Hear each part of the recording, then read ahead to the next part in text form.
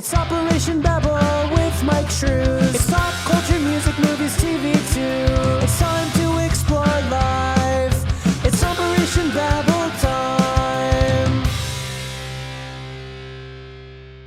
Oh, it's time to celebrate. Oh, milestone.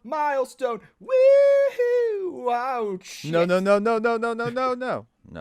That's way too much. Guys.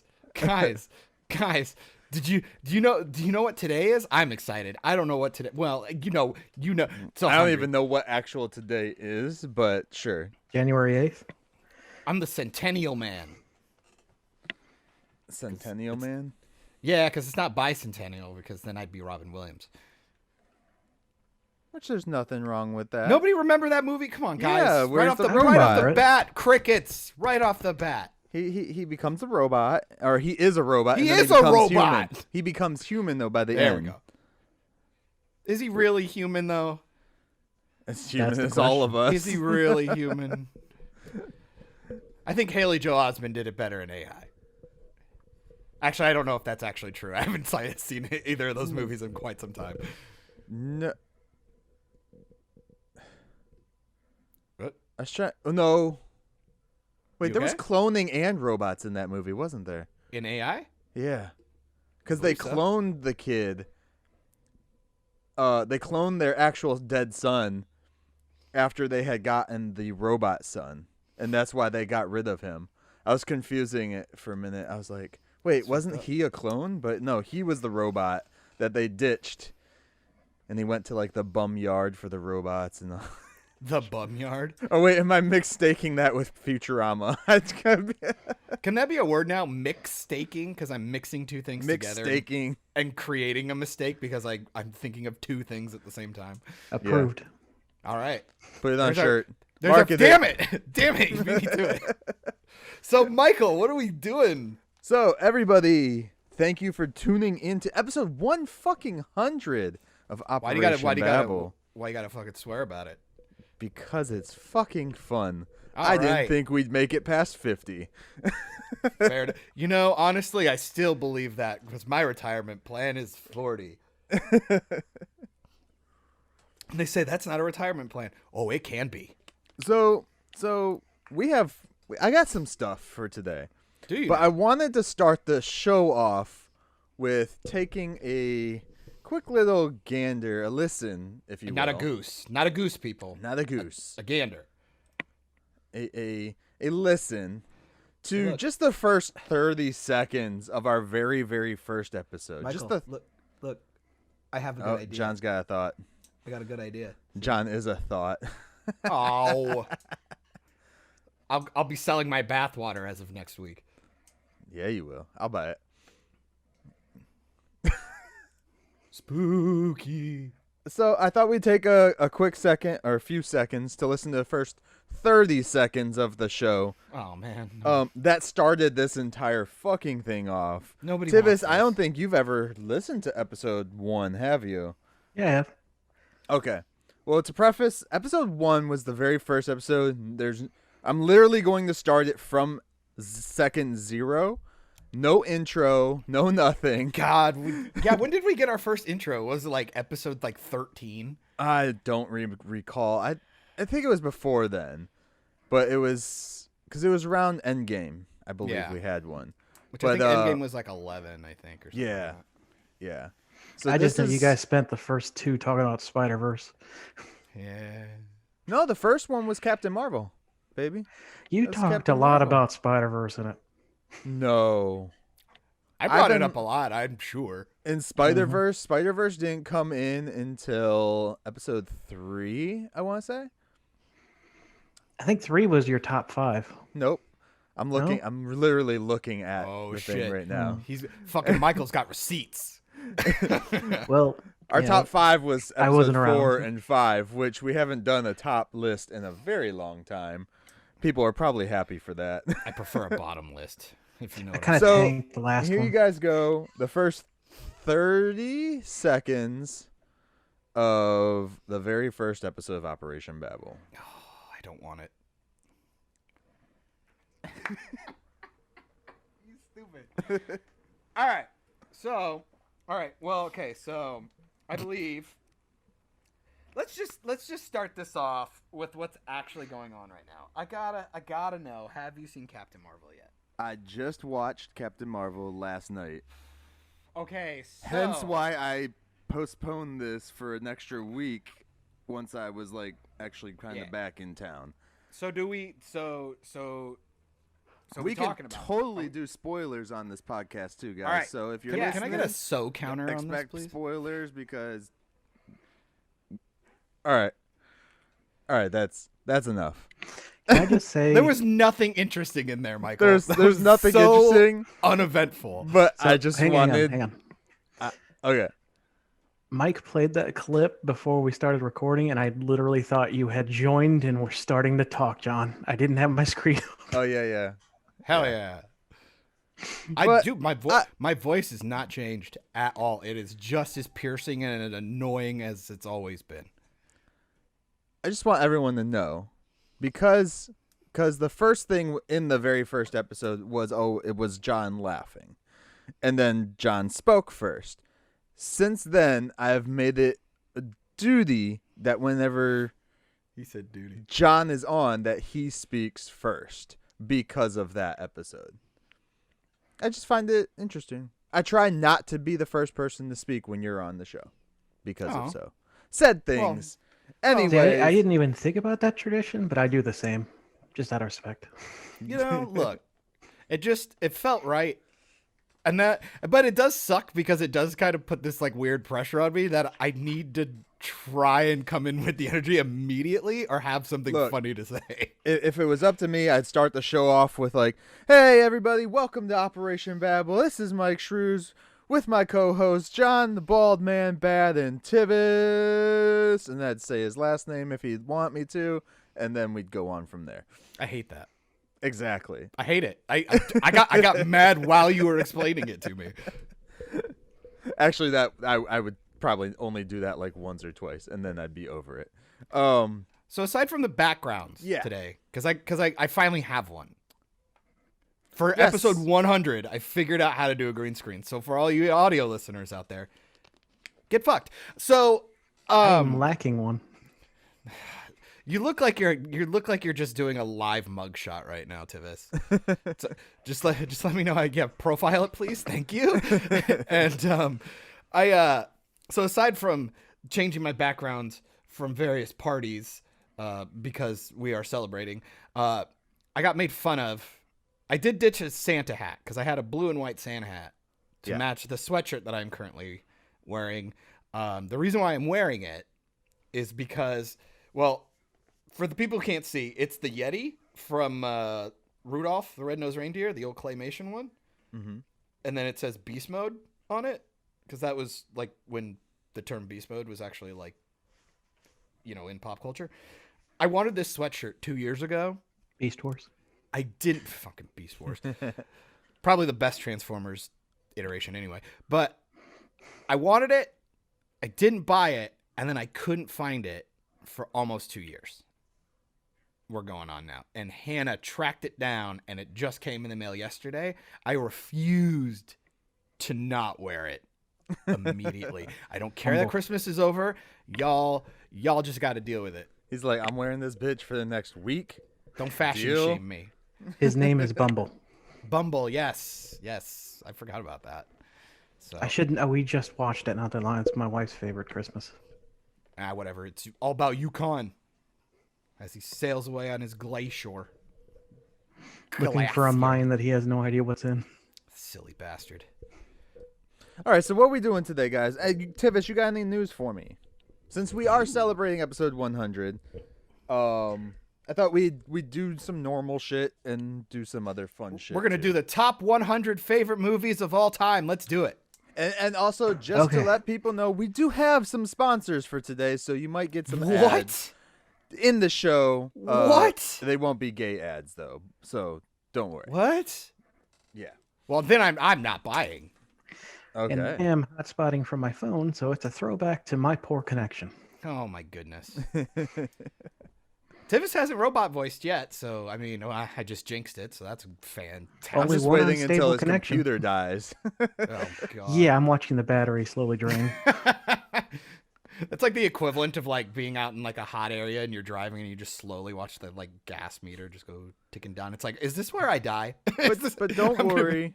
If we lose Tivis, I got some other fun shit anyways that I've planned ahead already. Man, Tivis, he fucking had a backup plan for your ass. I let him like- know ahead of time. You're just that replaceable. Not in my heart though. Have you guys been watching Trebek's last week? I did not. No, didn't they like release that on Netflix, or are they still doing it live on TV? It's still live, and they're doing a final tribute Friday, so today.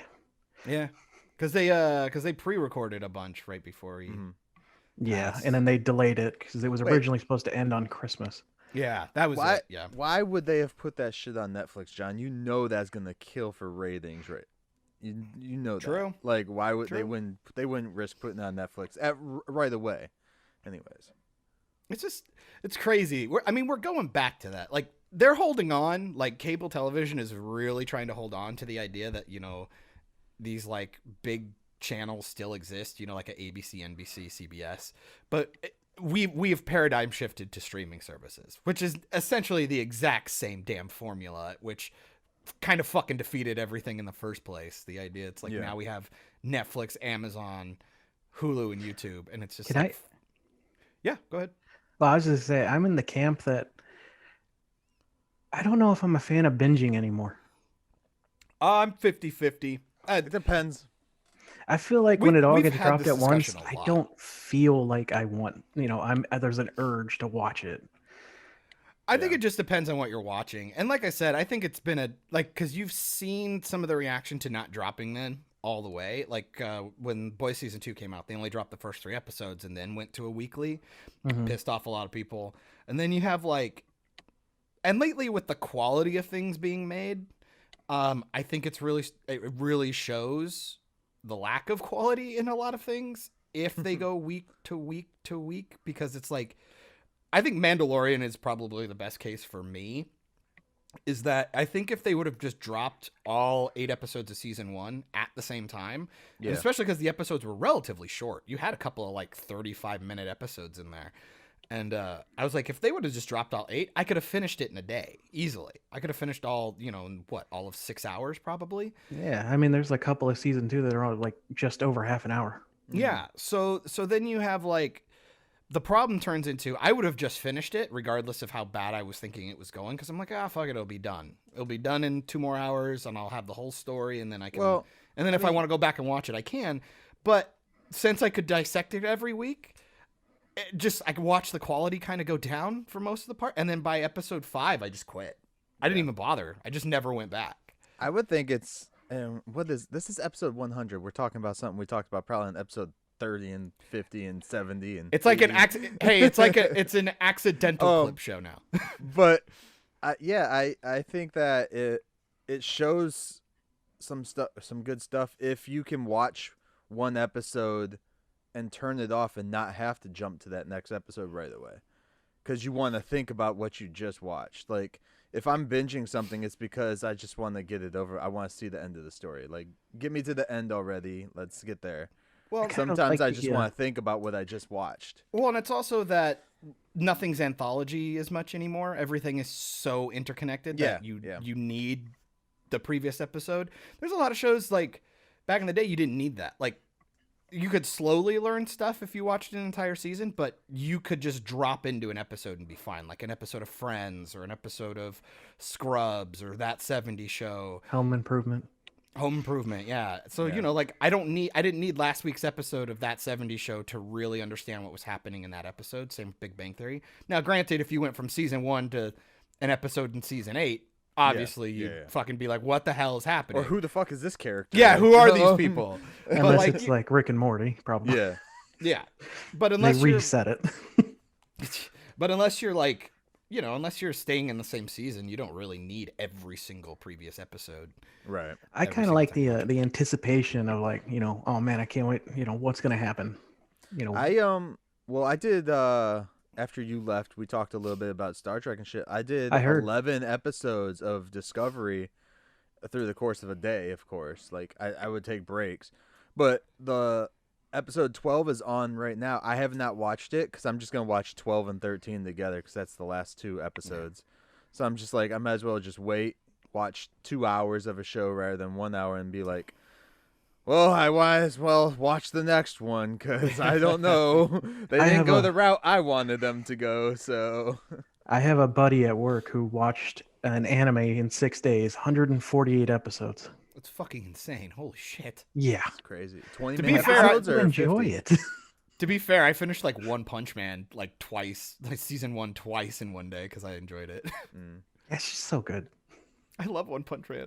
I still have yet to watch season 2 because Hulu doesn't have the dubs yet, and also I don't know who does, honestly. I don't think Toonami has it. yeah, I'm worried. I'm worried it's not going to be very good. I've not heard. I haven't heard a glowing response to season 2. I heard the animation's not quite as spectacular as the first season. That's the only negative I've heard. The story's still pretty. I like where it's going. Unfortunately, it's a setup season, so it's going to continue into 3. Yeah. That makes me Speaking sad. of sad news, Power Rangers is getting taken off of Netflix. Yeah. Every season, isn't it? No, Like no, there's 3 that are staying. 3 are staying. Which 3? Oh wow. No, maybe more than 3. Mighty Morphin, I think maybe all 3 of that. One of the ninja ones, I don't remember which one, and then the newest one, Beast Morphers. Dang. Is it just because they didn't want to re-sub up, or are they going somewhere else? I guess Hasbro didn't like the deal Saban made with them. Yeah. Well, fair enough. Correct. Yeah. So Well, they they might probably had have a that- crappy deal, and they could get a better deal anywhere else right now. Well, they had that partnership with Nickelodeon, so they might. I don't know if Viacom has one. Maybe Paramount. Well, Nickelodeon has a partnership with Netflix, I know. Yeah, so that's the whole thing. Like, because they could be holding out for a better deal as well. But Viacom has so many, like, they're into well, they do Pluto TV. They're in charge of Pluto TV, so they could do a whole Power Rangers channel for each show. Could have their own fucking channel on there. And Unless, they who would knows, make maybe bank on those ads, dude. maybe Hasbro and Nickelodeon are at ends right now as well. Who knows? Yeah. Well, also, who did the Power Rangers movie? Was that Universal? That was Universal with Saban. Okay. I was gonna say, otherwise I could see them going to like the Peacock or some shit like that. So Yeah, What a Hasbro. stupid name for a streaming service. I hate it. Hasbro took ownership early 2019, I believe. okay. And when did that movie come out? 18? 17. 17. Damn, it's that old already? Oh yeah, welcome to 2021 again. I know we did our 2021 show, but still, our New Year show. We're old as shit. The world did not burn. We're still here. The aliens Wow. did not attack. Still no sun here. You don't know that yet. Hey, Well, in actual sad news, fucking even after like some weird back and forth on the internet, Tanya Roberts died. Speaking of Yeah. that '70s show, Yeah. Yeah. that makes me sad. Bond girl. That's a sucky way to. One, it sucks that she died, but it's also stupid how the news got put out. Like, yes, it's sad news, but It's so disrespectful. I feel. I wanted to link you guys on Twitter. I forgot. I fell asleep last night. The Inside Edition where her boyfriend got the news, a phone call while they were recording that she was, not gone yet. It is the weirdest. Like, I don't know what kind of drugs he's on, but he is emotionally not there. I mean, it's one of those things where I'm like, oh man, I'm sorry. He's like, I didn't know if she was gone or not. So it was just like, Nice. somebody better look into that. I think. Yeah. I don't want to say anything that I shouldn't say. I don't want to say murder, but I'm going to gonna say insinuate. murder. I'm gonna insinuate the thing that I shouldn't say. I'm just gonna hang out in the. I'm just Power saying Ranger Dexter cockpit should here. look into this for sure. So, Like, I don't know. I don't want to start like Right? rumors and stuff, but there's some might be some merit to this guy. Might have had a hand in it. I don't know. It's It just weird. seems It's weird. like I'm like, how do you not like just one? Don't report it until you have like a death certificate. You know, we don't get obituaries until there's a death certificate usually. So Oh, I strongly urge everyone to go just listen to. You don't even have to watch it. Just listen to that just short segment. It is so weird. yeah, yeah. visually, if people can't tell, I'm hanging out inside the cockpit of my favorite Zord. The So. T-Rex or the dragon? T-Rex, baby. T-Rex. The dragon one's just a little. It's a little try hard. Come on, man! It shoots missiles from its fingers, and it's got like a drill tail. Oh, I was talking about the red dragon from season 2. Oh, nah, man! T-Rex, baby. I like the giant like one that like all the Zords would go into. It was like a white long neck.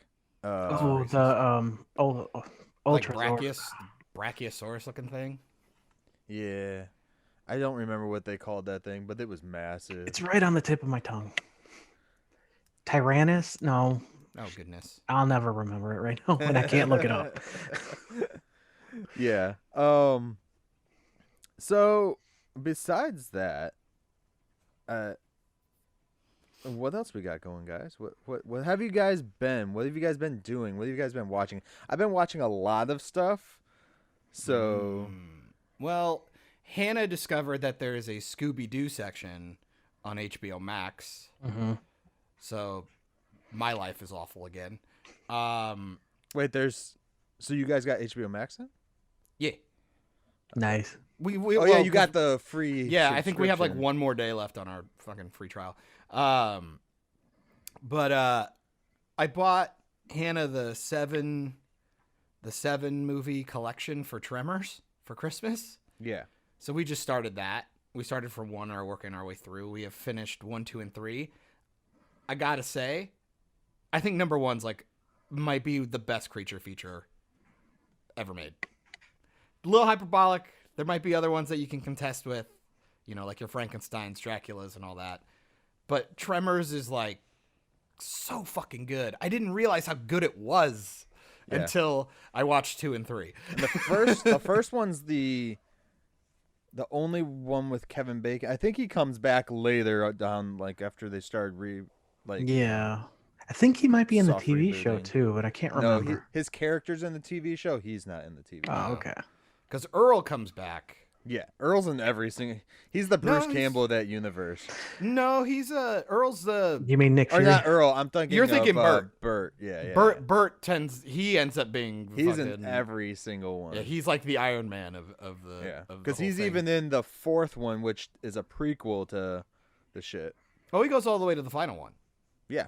Yeah. And man, it's bad. And this is something I really noticed, because you go from like the quality of the first one. There's like all these really like, because they are obviously out on location. They do all these really like wide, grandiose shots, and then you have all this character set up and all these like really nice payoffs that I didn't notice until you watch it. And it has Reba McEntire in it.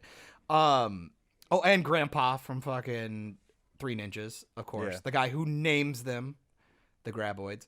And but then I noticed a trope with these like shitty sci-fi sequels, or like when they come out, it feels like they only have one lens, and it's like everything is medium close-up or close-up, and everything is that crazy depth of field thing where the background's completely like blurry and stuff. And I just go, you guys go on location a lot for this stuff. Why the fuck are you shooting so tightly? Like, it's so exhausting, and it makes it, even though like the camera's probably nice, the lens is probably nice, they probably took all this time to do makeup and lighting, but it's like it's all medium close-up shit. So it's like I don't have time to breathe.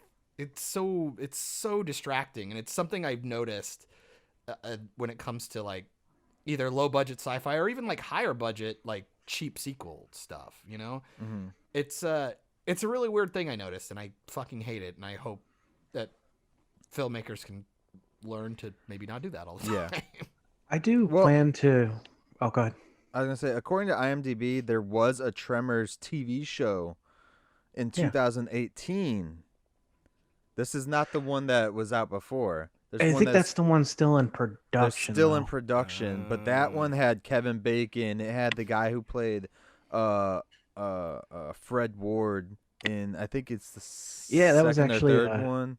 spearheaded by Kevin Bacon. He's the one Yeah. who campaigned for it. Yeah.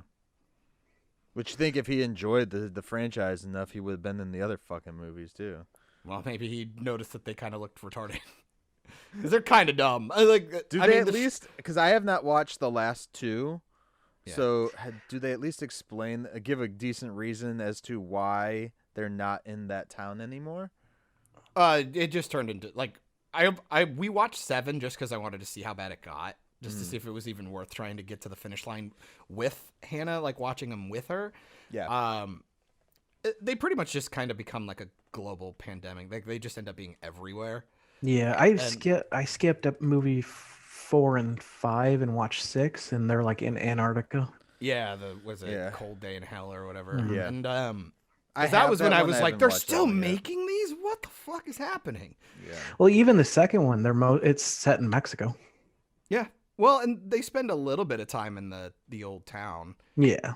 The second one's not.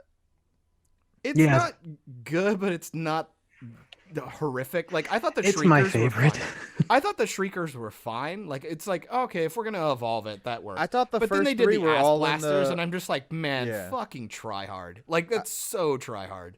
I thought the first 3 were all set in the same city, in the same town. The first and third one are, but I'm pretty sure the second one they go to like a food processing plant in Mexico. Yeah. I had a list there for some reson. I'll have to rewatch those now. I always thought they were in the same town.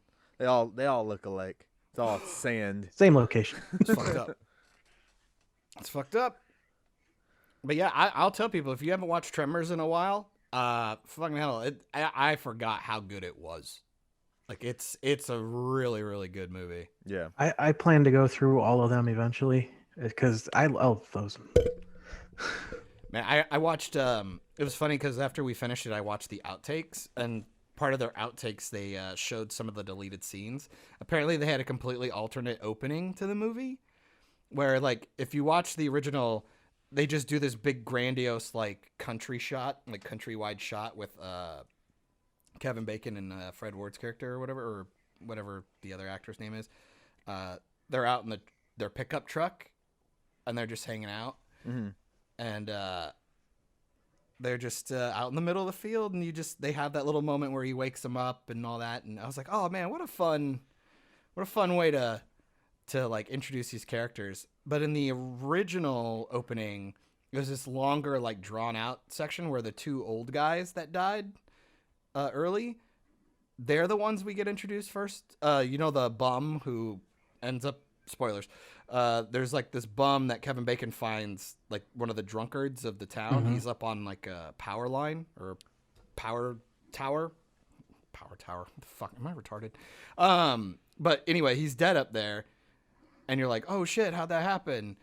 But in the original opening, they pretty much show you what happens, and it's like, oh, that's not nearly as intriguing because you get this really cool build up and reveal to the graboids, which if they did it the way that they did it the first time, it'd just be like, oh, just another basic ass sci-fi thing like you'd see nowadays.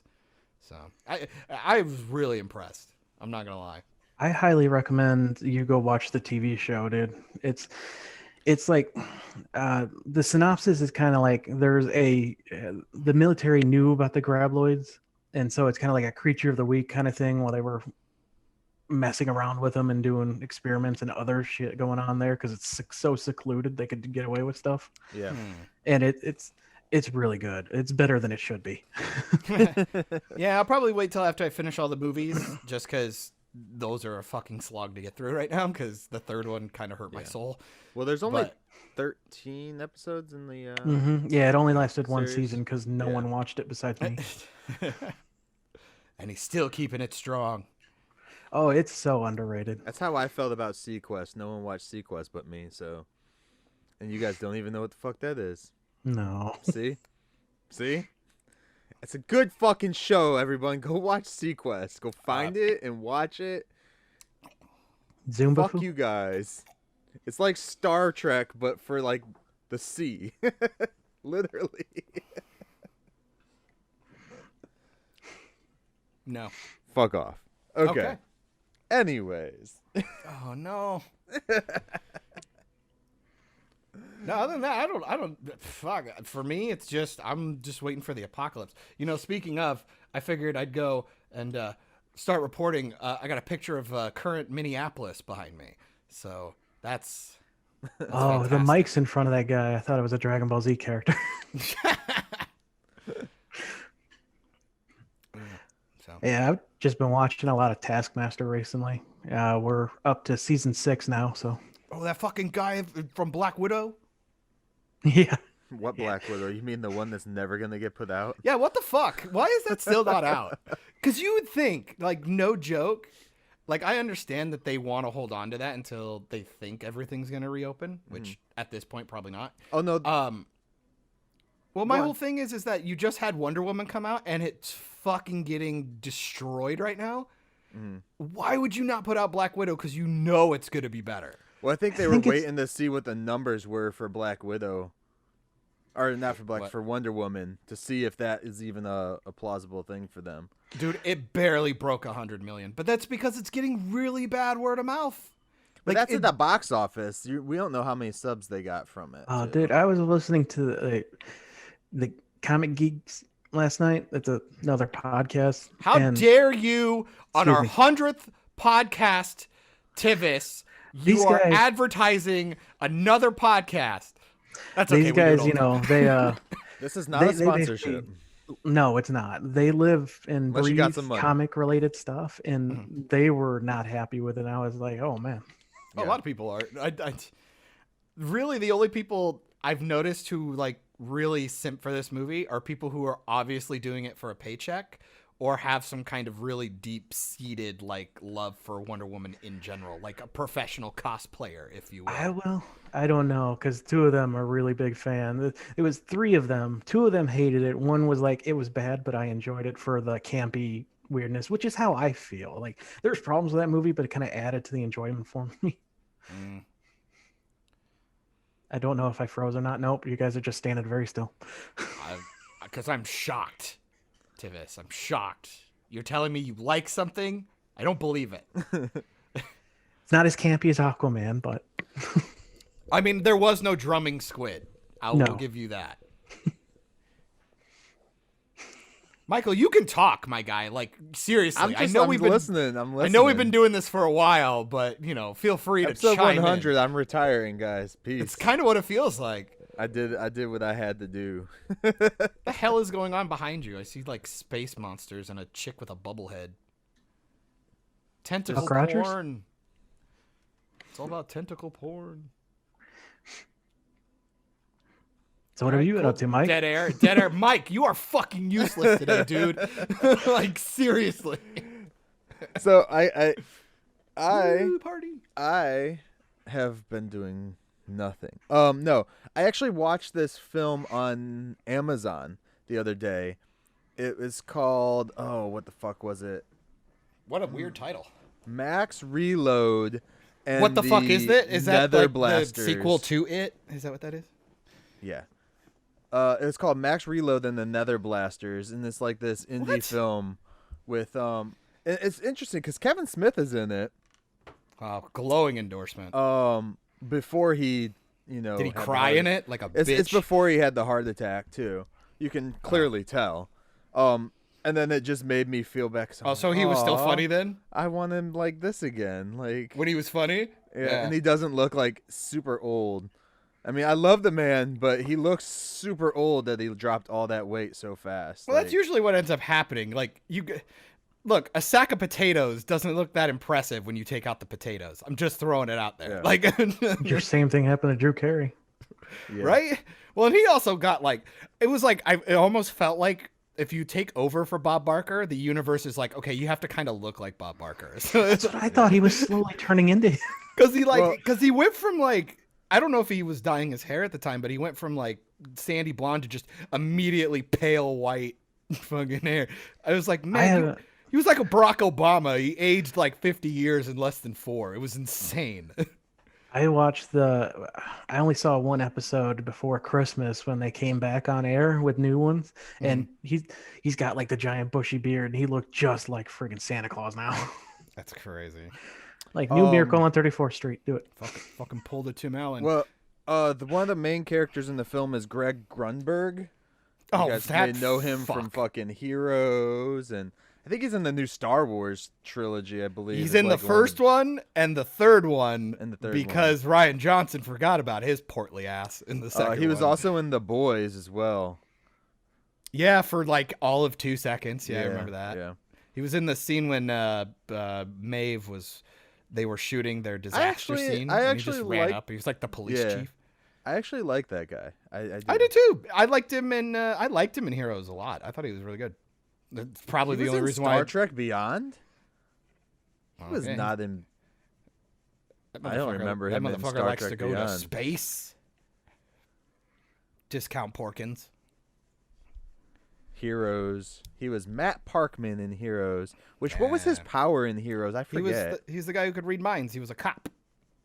Was that was it? Okay. That was Oh, is that why he might had have been the the police lamest chief in the power. boys? He plays a police officer in a lot of things. Let's just. He was a detective in an episode of The Flash. So So mu- he's pretty- typecast. Yeah. Pretty much if there's anything to do with J.J. Abrams in any capacity, producing or whatever, expect him to show up at some point. Are they boys? Yeah. Yeah. I'm guessing him and Kevin Smith are buddies too because he produced this film and Kevin Smith is in it. So I did get a movie review from my mom. If you guys want to hear Oh Christ. What's the movie? the Buddy Games. The fuck is buddy that? games. I don't know, but her review is the worst movie ever made. Don't rent it. It stars Josh Duhamel, Dax Shepard, and I can't remember the other idiots. The other idiots. Hey, I like Dax Shepard. I don't know about his Okay. acting, but as a person, I think he's kind of cool. Wow. What, you fucking having beers with him without me? Yeah, every time I listen to his podcast, The Armchair Expert. To Sponsor. be fair, I'd No. rather hang out with Kristen Not a Bell. sponsor. Yeah, what the fuck, you guys? What's happening? Come on. We're talking about other people's podcasts on our I know, 100, that's- so I people mean, know that's where what to you do. go when we cancel this one. Would we fucking quit? We get our first sponsor and we're like, we made it. Now we're done. Fucking turn the lights off. But Did no, you see, the Max Reload and the Nether Blasters or whatever. And the it's nether regions. it's a dumb little geek movie about video gamers. But it's like things are happening. It kind of reminds me Gamergate. of it's like taking gaming and mixing it with what's that movie, the End of the World movie that Simon Pegg did? The World's End. The World's End, yes, thank you. Not to be confused with what? World End? End World with fucking Seth Rogen and all This those. is the Yeah, end. it came out or- around the same This time. is the end, yeah. Yeah. Which they didn't even play. It's the end of the world as we know it. No, in that but we whole got fucking movie. Backstreet Boys. Yeah, Well, I mean, that was who dope. doesn't want that? Who thinks the Backstreet Boys are going to be in heaven though? Come on. Oh, Let's- shit. What the hell? I All just I know lost is I all of didn't our see NSYNC. female viewers.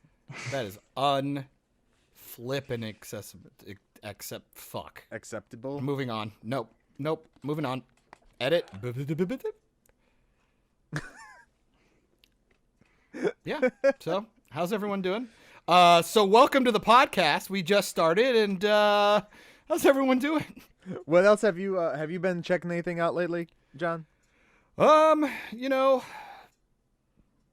porn sites can only take up my phone for so long. You know. Any new games? No. No. Yeah, there's nothing out right now. I am working right now, and I'm actually hoping I might get it out today. I'm working on the edit for Hannah and I playing Octodad. Oh, That shit was fun. I'm pretty sure I start yelling at her towards the end because we did the whole mechanic where I'm responsible for an arm and a leg, and she's responsible for the other arm and leg. And we decided to do that at like hour 22 of our 24-hour stream. So I think we were a little irritable. Yeah, I could see that. Yeah. Just a, Did you just a smidge. did you ever get any repercussions from that South Park from Twitch? No. Well, that's good. Granted though, I haven't put the episode up on YouTube. Why yet. would you? You're gonna need extra editing. I'm probably gonna censor the shit out of that. So I didn't see that coming. Why would you need it? What do they do? That's a nudity. There's some nudity. There's a guy fucking a horse. So that was cool. Oh, I forgot about that one. Yeah. I didn't see that coming. I'm sure you can find scenes on YouTube of that exact same shit. Well, I mean, yeah.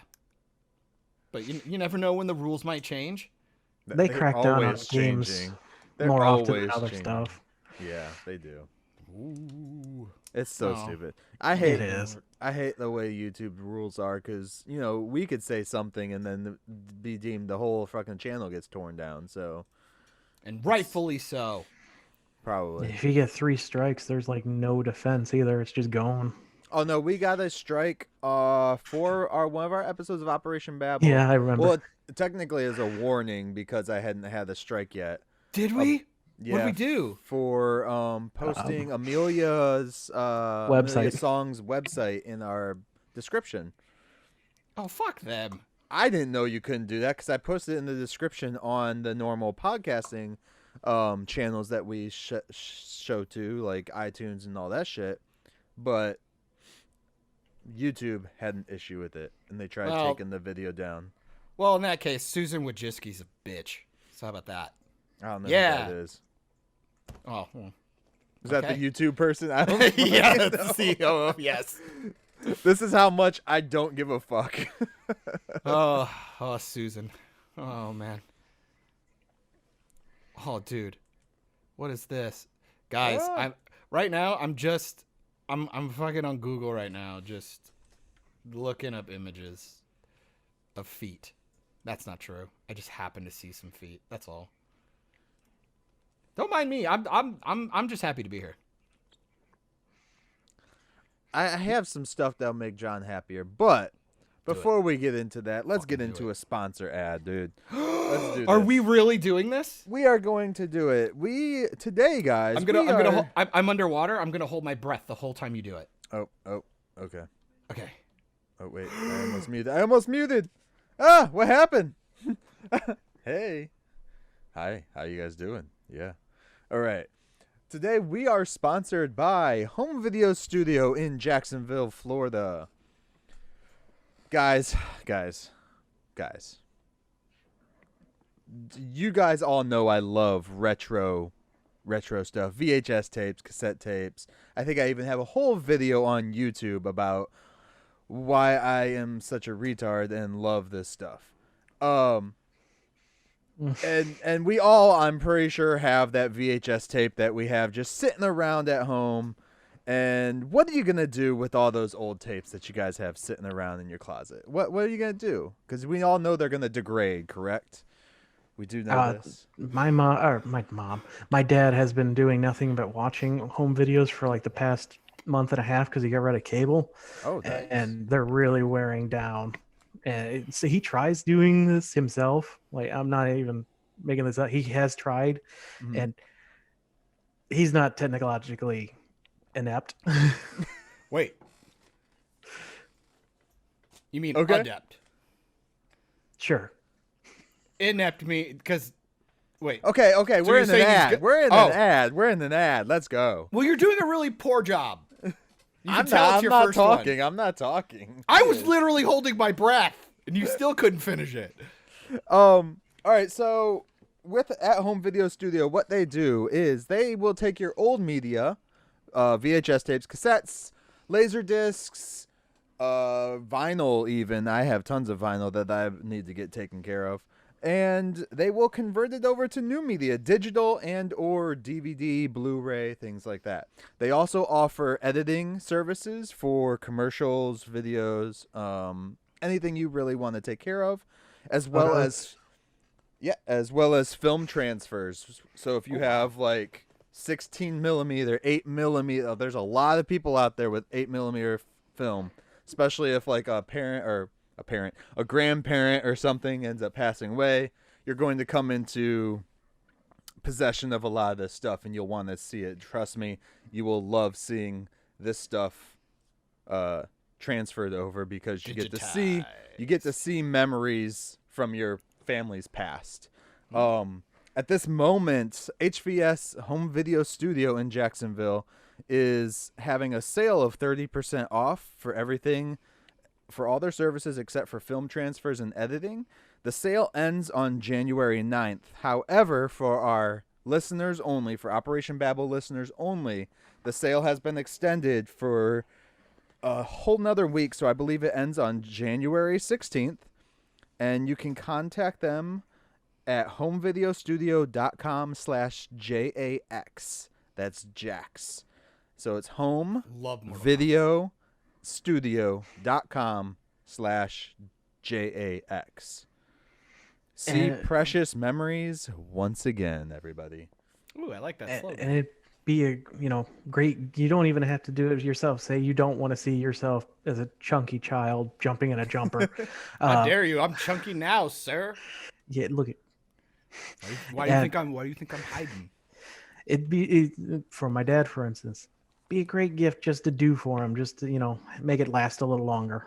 When you don't even think about it too, because like especially like some of us born towards the late 80s, early 90s, it's like there was some huge changes in technology back then. You're looking at you had VHS, and then you had the mini DVs, because that was something I shot on.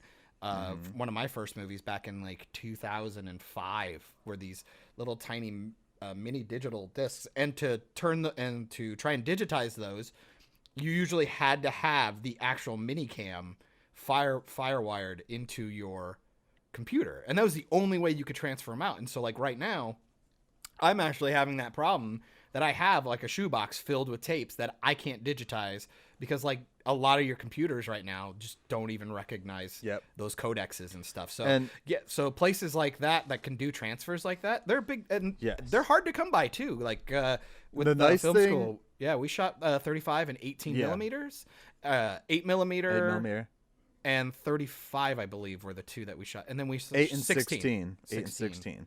Yeah. And we had to send. We were shooting in Orlando, and we had to send it all the way to Miami, which was like 3 or 4 hours away, just to have it digitized so we could actually edit it. So it's a service you don't really think about it until you're like, oh wow, that niche is kind of gone. Like fucking go try and find yourself a dark room, in this day and age without having to do it yourself. Not only that, you got picture slides. People had slides back in the day. They transfer those.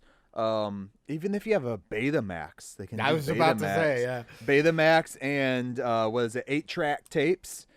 People actually did record on 8-track tapes. Surprisingly, you got that old mixtape you want to keep? Got everything you can think of, man. My sexy grooves for you. Even part one. Yeah. The motion of the ocean. They actually did.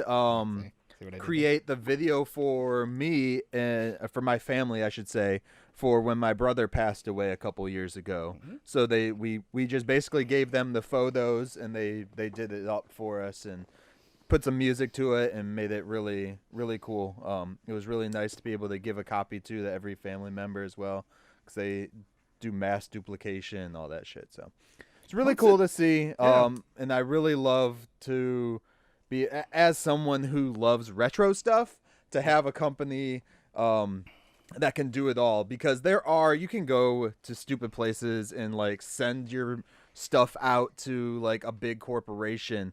Half the time they get lost, or half the time they lose the stuff. Home Video Studio, I know for a fact, has actually had clientele come to them from already previously trying to use, say, like a Best Buy or something like that, and then it not working out. So they had. Well, you're better off going somewhere that specializes in it. Yes, specializing, and the family-owned, locally owned small business too. It's always great, especially in this time, to help out small businesses. So just remember that. All right. Did we suck enough dick? Awesome. Dick sucked. Thank you, Yes, Home Video we Studio, did it. for our sponsorship on our 100th episode. Yes, thank Thank you. you. See your precious memories once again, everybody, with homevideostudio.com/JAX. That's homevideostudio.com/JAX.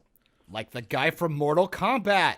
All right, so now let's get back into some dick and fart jokes. All Did you right. guys, did you see Quibi's back in the news? Excuse me?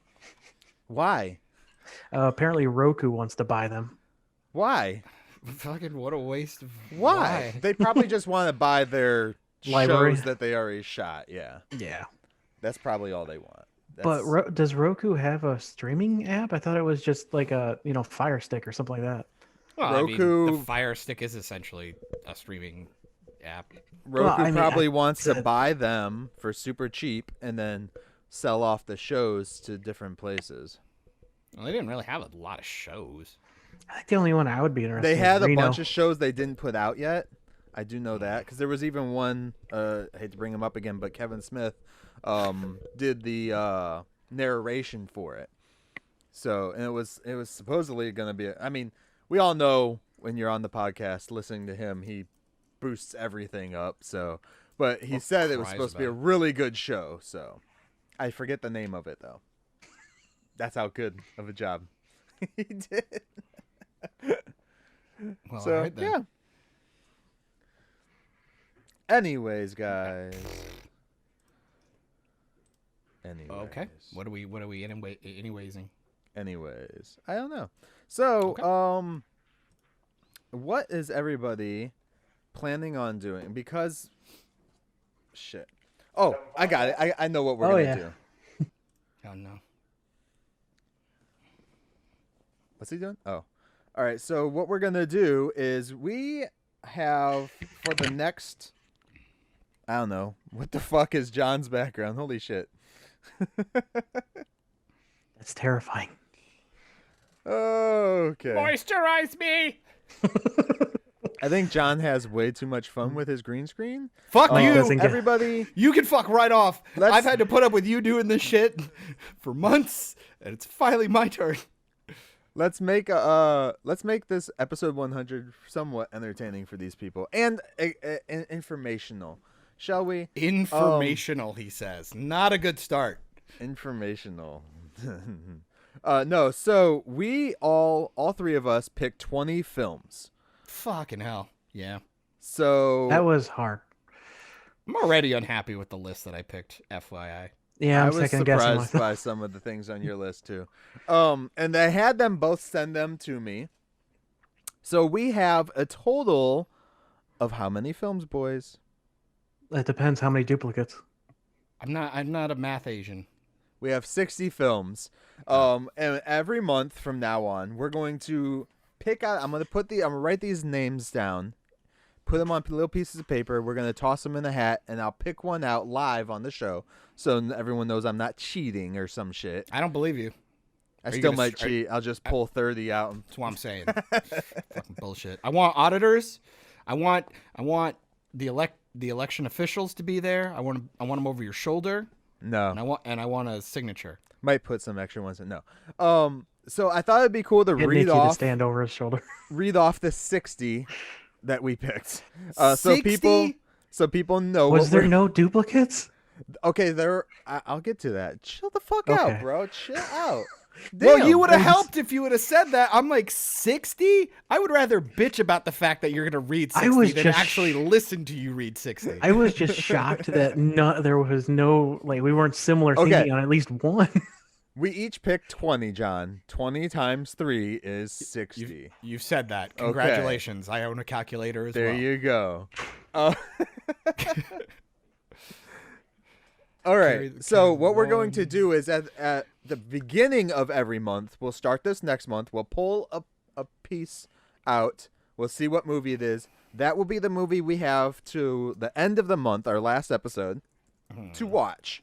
And then that last episode of the month will be based solely on just talking about that. Kind of how we did like our Christmas one, except this will just be one movie that we can deep dive into with all three of So it us. won't take the entire episode, but we still get a good chunk out of it. I'm pretty sure we could probably go the whole episode. We could if get a whole needed to. episode We could. out of it, yeah. I mean, just look what we did last week with Wonder Woman. Right. Well, that movie that had a truckload of issues. So I will read through, and there was one movie that was the same. That's it. Are you fucking serious? Yeah. Only one. Only one movie, which was nice because I had 21 movies picked. So I just pushed that one out of my list. You see that, Tivis? So Fucking who did you pair already with? cheating, my dude. He's already cheating, my dude. Who did you pair with? I kind of figured that one of us would have something similar with me. I'm shocked there's not more. But So which one of us did you? I expected you two to line up pretty solid. I had one similar with Tivis, and I'll tell you that when we get to that one. All right. All right, so here's Tivis's movie list. Batman and Robin, 1997.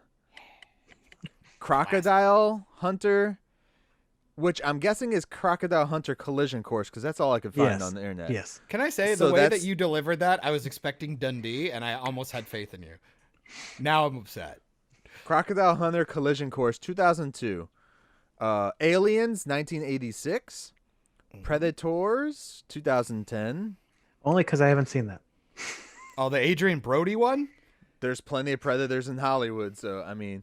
Wow. Daredevil, 2003. Hell yeah. Star Wars: A New Hope, 1977. Classic. RoboCop, 1987. Year I was born.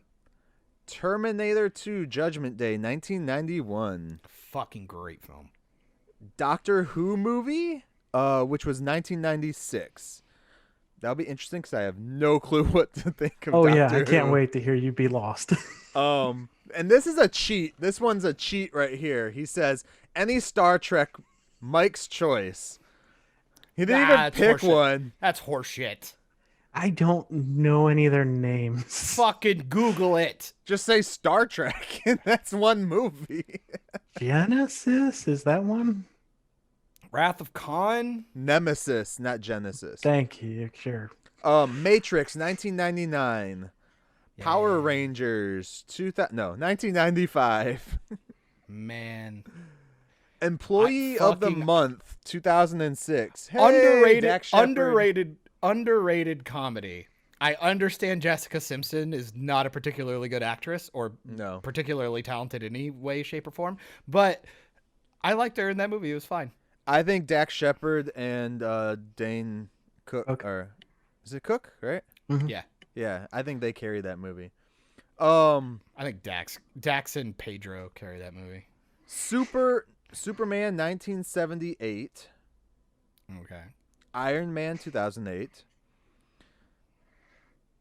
I couldn't go without one Marvel film, so I'm like, let's just go all the way back to the beginning. Apparently. you Looney should. Tunes Back in Action Oh, 2003. fuck that. You didn't pick Space Jam. You picked Looney Tunes Isn't that Back in Action. Isn't that considered a sequel to Space Jam? Yeah.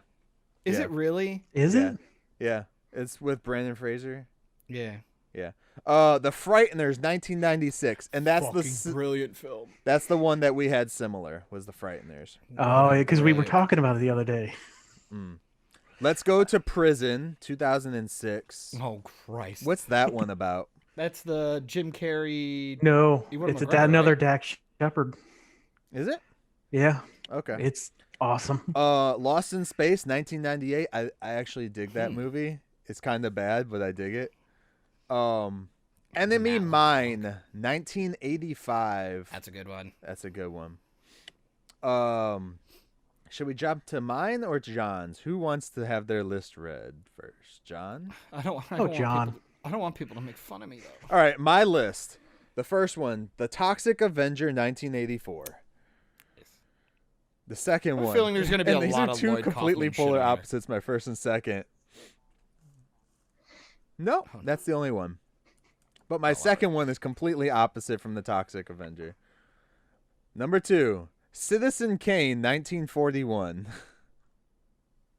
Okay.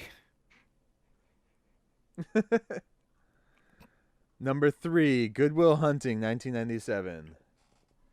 I love that movie. One of my favorites. Number 4, Bunraku 2010. visually, that movie is awesome. And I think you guys might enjoy it visually anyways. Number 5, The Hitchhiker's Guide to the Galaxy, 1981. It's like 3 hours. Okay. Number 6, The Hidden Fortress, 1958. I don't remember that one, I don't think. Godzilla, 1998. Yes. Shallow Hal, 2001. Oh, goodness. Stargate, 1994. Oh yes. That was... can we get an audio grab for that, please? Oh, yes. Please not. Oh yeah. Oh yeah. Trying to keep my voice down. Michael, between that list. Yeah. Number 10, Planet of the Apes, 1968. It's fucked up. Number 11, Alien Nation, 1988. Oh, you mean the predecessor to District 9? I'm still 13. No, you're thinking of the Will Smith movie. What? You're thinking of the Will Smith movie. No, I'm not. Alien Nation Yeah, is basically fucking Bright on Netflix, but with aliens instead of like ogres and shit. I don't believe it. You remember Invisible. District 9, right? Yeah, I remember District 9. I love District 9. Is it Alien? I thought Alien Nation was like a short film mockumentary thing. No, Alien Nation was made way before District 9. Well, I knew that. No. Never mind. Continue. It's a cop show or a cop movie, and then they made a show of it. Invisible Man 2020. Just because I want to rewatch that again. I've heard good things. Last Action Hero 1993. Yes, so good. Red Sonja 1985. The better Captain Marvel movie, The Long Kiss Goodnight 1996. It's the same fucking movie, but better. It's essentially the premise, yeah. And it has Sam Jackson in it. Exactly. The similarities are daunting. Chasing Amy 1997. Oh, maybe I'll finally see this one. Yes, I still haven't watched it. Keep reading. I just gave Tivis the Michael, go fuck yourself. You haven't even finished Lord of the Rings. I don't fucking want to hear it. We literally got to episode 100, and you still haven't finished the goddamn trilogy. Don John, 2013. Manborg, 2011. Why does that sound familiar? Because it Star was Trek? like, no. Because, yeah. The Wizard, 1989. You guys remember The Wizard? No. I think so. Gaming movie? Yeah, I want to say Matthew Broderick, but that's not right. No, it's What the fuck is it? Is it the Doogie Howser guy? Neil Patrick Harris? No, don't know why I not said it Doogie like that. Howser. What's the other guy? I have no idea The why I one said it who like played There's the gonna be so many sound bites from this. the one from Princess Bride. That kid. Oh, He played the Elvis something. I don't know. And my last one was The Omega Man, 1971. Well, all right. Which is the second version of Oh, fucking Before I Fred Am Legend. Savage. Fred That's- Savage, yeah. Yeah. Omega Man is I Am Legend, but the one before I Am Legend. And then there was one before that in the 50s, but I figure I want to watch Omega Man. If you can't Before see, you get to John, I want I to. got my green Yeah. screen. Oh, I thought that was another background. It is. It Oh, you is. son of a bitch. Go ahead, I was like, Tivis, what come happened on. to all your stuff? I want to try to make a prediction about his list. It's either going to have, I know I'm probably going to get this wrong because it's going to be too obvious and he's going to try to swerve me, but it's either going to have Serenity or Lord of the Rings on it. Just to force you to watch it, Mike. Nope. Oh, fuck. I didn't even think about that. But see, if it was going to go into the lottery, I didn't want to waste a pick on Right. something that he should already have watched. All right. Number Yeah, one for fucking John. Don't ignore me, you prick. The Court Jester, 1955. Fucking Danny Kaye. Me and you picked some older movies. I like some old shit, man. Especially like realizing, like I said, went back and watched Yeah. Tremors. We watched like a lot of like older stuff. I like. Number old shit. 2, Cool Runnings, 1993. Yes. One of my favorite movies ever made. Number 3, Tremors, 1990. Mm-hmm. Number 4, A Goofy Movie, 1995. Ooh. And number 5, an extremely goofy movie, 2000. Not A Goofy Movie 2, John, as you fucking wrote. I figured it'd be just easier that way. It's a Hey, good if thing you I can- Googled Goofy Movie 2, it'd come up. So shut Yeah. up. I do it on my calendar. So I don't think. No. I don't think the second one. I don't think the second one is nearly as good as the first one. But the second one did make me have an existential crisis to where I had to really look inside and make sure I wasn't a furry. Because when the hot librarian chick shows up to the disco place, I was like, "Am I a pervert?" Yeah, The answer you is are. yes. You The are. answer is Yeah. quite yes. But you know, I don't want to hear your review for Zootopia. Judy Hopps is annoying. Can't have it. Seems like a bit of a shrill. All right, And let's anyways. be fair. Let's be fair. Zootopia is literally just the prequel to Bright. It's the same movie. So just throwing that out there. Number I need to 6, see Bright. Garden State, 2004. Number 7, We Were Soldiers, 2002. My favorite war movie ever made. Number 8, I've seen that one. Austin Powers, The Spy Who Shagged Me, 1999. Oh, by the way, people, just so everyone knows, they did not give me the dates. I looked all this shit up for them. I gave you Because some of some mine. movies do have multiples, so... With To mine, be fair, I think if most there of was mine multiple. were. Yeah, most of mine were pretty much their own. Bro, there's a lot of movies out there now with some of these same titles. They're Oh, I'm dumb sure. pieces of shit, but yeah. Yeah, Hackers, Ghostbusters. 1995. Yeah. Enchanted. Hack the planet.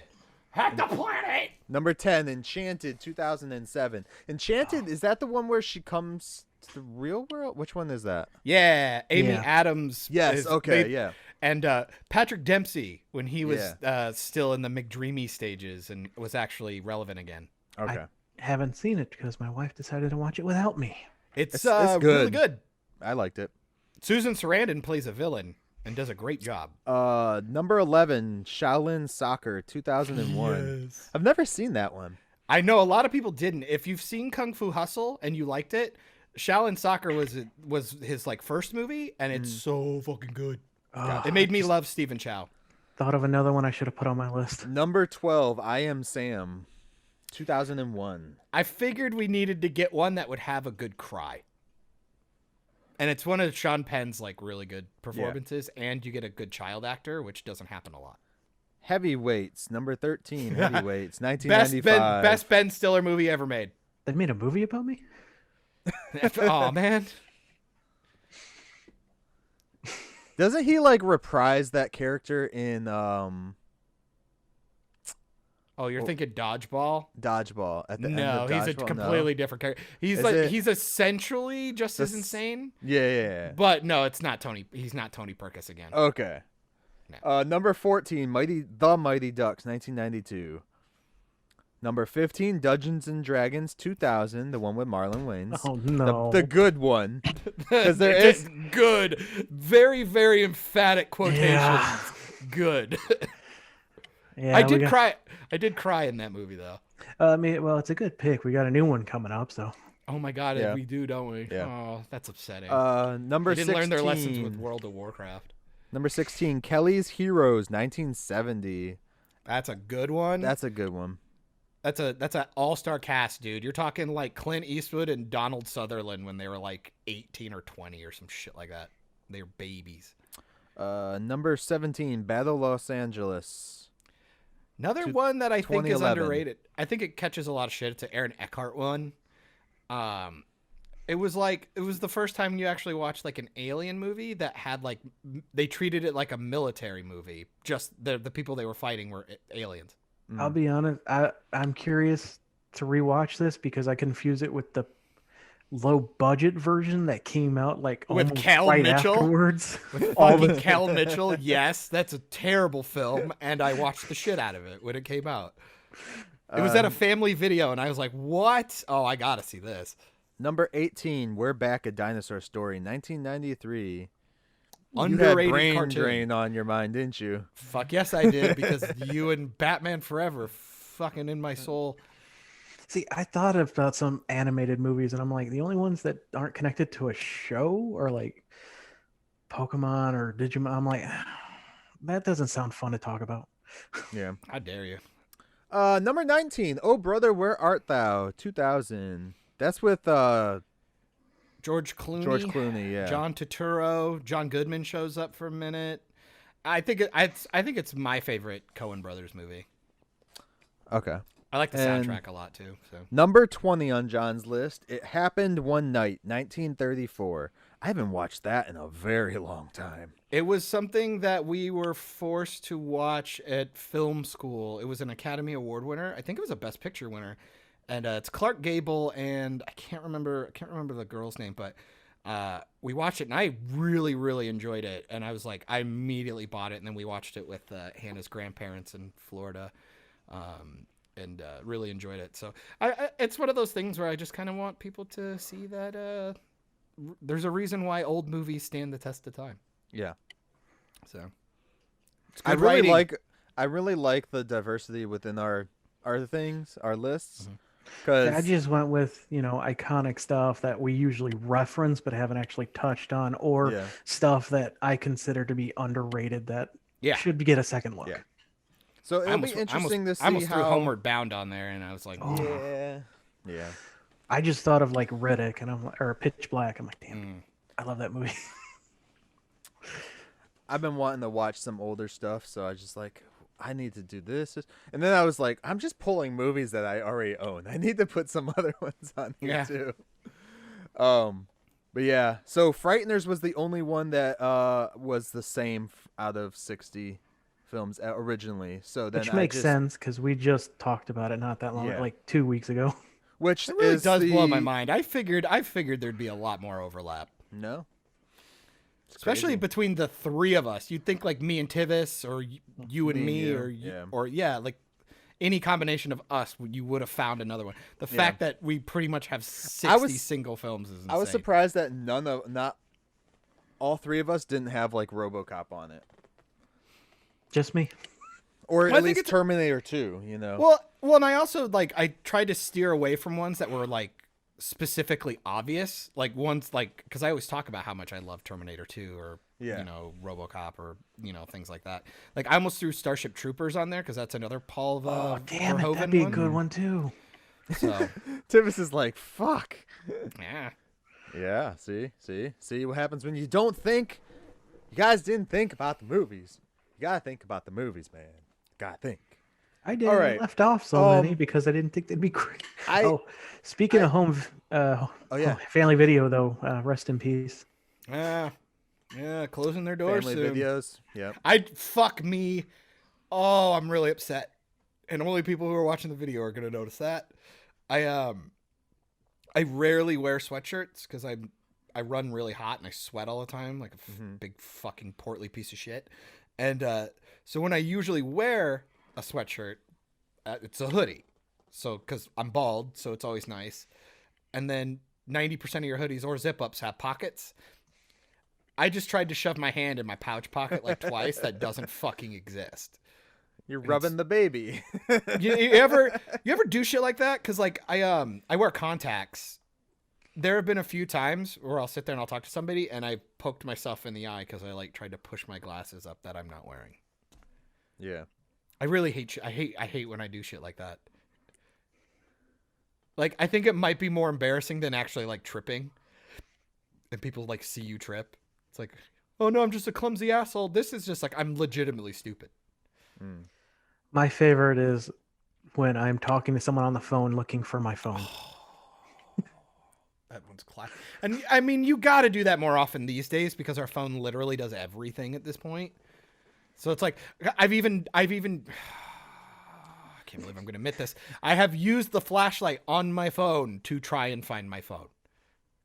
Done that once. I've done that Dead once. ass have done that early in the morning. And the only reason why I did that was because I was thinking about, I thought I was holding my work phone to do it.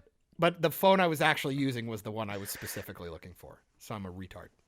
Listeners might not find this that interesting, but they can make fun of me with it. Every time I use the flashlight, I always turn it around and blind myself without thinking.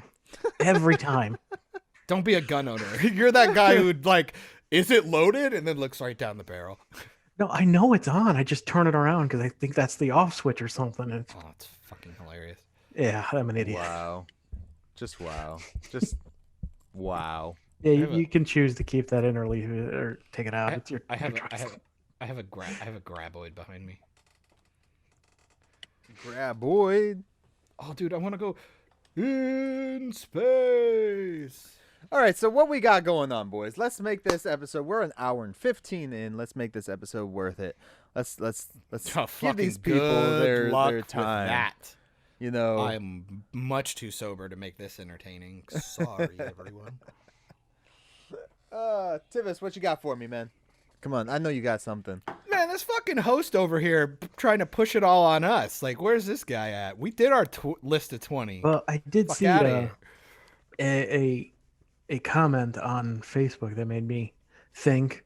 It's someone puts, those everyone quotes Harry Potter and it goes around. I saw someone who was like, you can't tell me you read books and only talk about Harry Potter. It's like saying you watch films and only watch Marvel. I'm like, I don't know if that's the same. Yeah, I Oh, think it kinda is. there's a bunch of dumbasses on Twitter though right now, so I would just not. I don't pay know. attention. What what do you think? Because Well, that seems like a fair comparison. What do you think makes So that? say it again. off base? Say it again, because I really wasn't listening. Fucking hell, dude. People who read books and only reference Harry Potter are exactly like people who say they watch films but only watch Marvel. To me, that's like I've read a ton of books. I still reference Harry Potter because it's the one I like. I mean, if people reference it, they like it. You don't know what they're doing. Well, it's the verbiage, though. It's the idea that that's the only Yeah. style that because you also got to remember, especially with books like that, you see this progression because you look at like books one and two or probably one and two. That's like a fourth grade reading level. Like it's not that impressive. And then once you get you get into the further books, the reading level goes up a little bit because she's obviously writing for her audience to grow with them for the most part. And getting Does it- better at what she's doing. And well, yeah, and there's that idea that like, oh, okay, I've had time with these characters, I understand them a little bit more, I can more naturally kind of understand where they're going to move. And I mean, you can kind of see that with the movies too, like they get a little bit darker and almost literally because after like movie 5 you never see the fucking sun ever again. And yeah, when you only have that frame of reference, I mean, you don't know if she's using tropes, you don't know if maybe she's using convenience tactics like a lot of movies do now these days and a lot of books, like like she is infamous for being a fucking lazy hack writer, where the conveniences of her going back and finding things that just save their characters' asses, like the Sorting Hat's a perfect example. The Sorting Hat just was literally just like a personality test and put you into a fucking house, It's like, it's essentially the Cosmo 13 questions, how to please your man, essentially. And it's a personality quiz. And then, but then towards the end, it's like, he's fucking pulling swords out of it that are just coming out of nowhere. You know what I mean? And it saves their ass. And it's like, oh my goodness. Like, you could just make something else new? Or like the invisibility cloak becoming a fucking Horcrux? Like, come on. You mean Like- the hollow? Sure, whatever you want to call it. I'm not that versed. It's almost like they were just making it up as they went, John. Well, it's like, but it's when you did something so dumb at the beginning, like Yeah. like the way like Ron talks about it, or at least I'm mostly going by the movies. He's like, oh, that's an invisibility cloak. It's kind of like that idea, like, oh, he got something like special, like his Nimbus fucking broom. Like it was just something expensive or rare. Not it was like this powerful thing. He was using it like an asshole. And then it ends up being one of the most important items that you end up dealing with. Like, that's so lazy. Or like how they use the time thingy. Oh, it fucking blows my mind. Time turner. Like, it's literally the most powerful thing you have as a writer, and it's really the end line. Like once you start doing time Now, did travel, they do that in the you fuck books the everything same up. way they did in the movies? Yeah, they were pretty similar. Were they? Okay. Yeah. And she literally just essentially uses it to get to class, like on time, at least in the books anyway. And I'm just kind of like, wow, you were just fucking around with the most powerful thing you could ever introduce into your story world. And you just used it as a novelty. And it's really fucking frustrating. To be fair, in the books, they also say that she had to sign a ton of documents saying she won't abuse it. Because, yeah, I'll just go back in time before I wrote those, you know? It's so silly. And it's like, and I just don't like stuff like that. And I think if you only read Harry Potter, you wouldn't know that that's a trope. You wouldn't know that that's a crutch that a writer uses because you haven't gone to other things and noticed that pattern. It's kind of the excuse that I have with like a lot of people who watch cinema from just now and don't watch the old stuff. Like you don't really see a lot of those setup payoffs that a lot of people have. Like Tremors was like my favorite because I'd known the movie, so I knew all the payoff stuff already, but I was never looking for the setup. You know what I mean? It was so right there, and they were so meticulous about how they set stuff up that when I was rewatching, I'm like, oh shit, I know what happens because of this. Like the girl with the pogo stick. That's why she's out doing it, because she's trying to break a record. And it's like, oh, we're missing Mindy. And it's like all of a sudden you hear the pogo stick go. And we didn't need somebody to tell us who it was. We were like, oh shit, the kid. Yeah. You know, like it's interesting the little things that you notice. And it's like the dialogue feels so much more natural. Like they're walking in and the characters are doing something and then start a conversation. Not just like in cinema these days. It's almost like worse than a stage play. Like character comes in, introduces themselves almost verbatim, and then they start. And usually that character does something specific that the story needed. Not like, oh, this is a town full of people with their own lives and we're all watching it unfold. You know what I mean?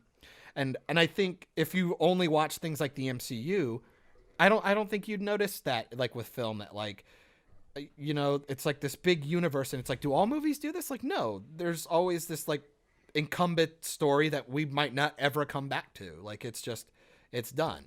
Because like if you watch like Terminator 1, you'd almost go, it doesn't need a sequel. It really works within itself, and it does a really good job. Same so with, then you, yeah. you know, and just because I think we're getting used to seeing Sequels.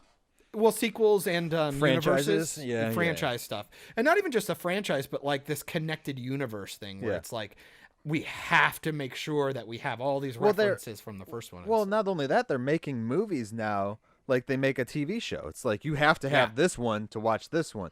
With the MCU, you kind of need it for certain ones, but not all of them. So well, it's like, I'd say that well, started we'll around see phase now 2. because we don't know what the universe looks like anymore. Well, but still, and I would argue that Star Wars kind of started all that with the prequel stuff.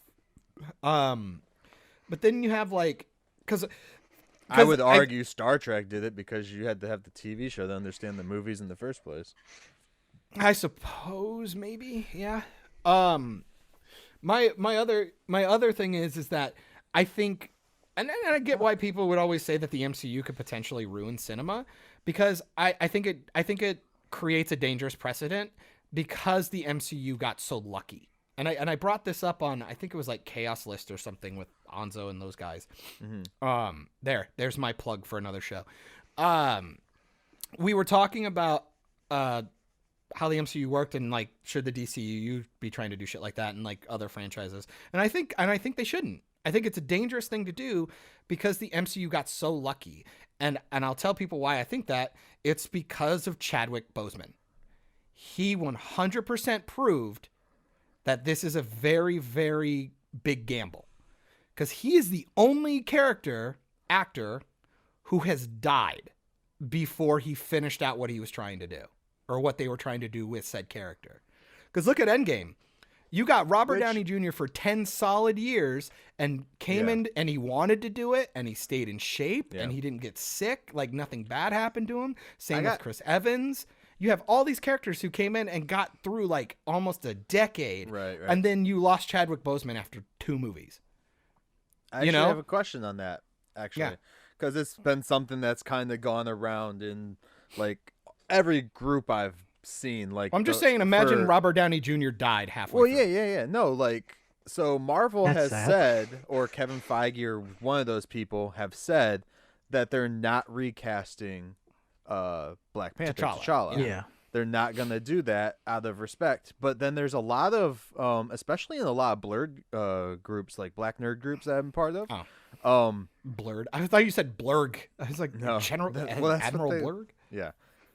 So there's a lot of like different controversy, and they're like, some people think, yeah, that's how they should do it, and other people are like, well, the character is more than just the actor, because the character means more than just said Well, like, actor. Well, and like I said, I Playing think the character. But the problem is that we set that precedent with the MCU because the casting has been so fantastic. Like, Yeah. Was it only It w- 2 that have changed? I think, yeah. And I mean, Soon to be imagine, 3. like, well, I'm just sitting back, like, look back and go, how many people really would ever say this is like terrible casting, unless Right. they had like their own fan casting? You know, like with me, I still think Gina Carano should have been Wonder Woman. Because if Gal Gadot's proven anything, it wasn't about acting prowess that got her that role. So I'm not saying she's horrendous. I'm just saying she's not very good. And Gina Carano has proved that she can be impressive on screen and have a commanding presence, which I think Wonder Woman needed. Not look pretty. She was supposed to look like a badass. And but like, you look at a Robert Downey Jr. Nobody can see somebody else being Tony Stark. Nobody Right. can see anybody being Steve Rogers right now. Nobody wants to replace Scarlett Johansson as Black Widow. It's those things. And then Chadwick Boseman was such a good T'Challa. Like, he was so fucking perfect in Civil War. And yeah, I understand why it would be hard to replace him, because nobody wants to, because it's an iconic role that reaches beyond even just American values. Like, this is international stuff.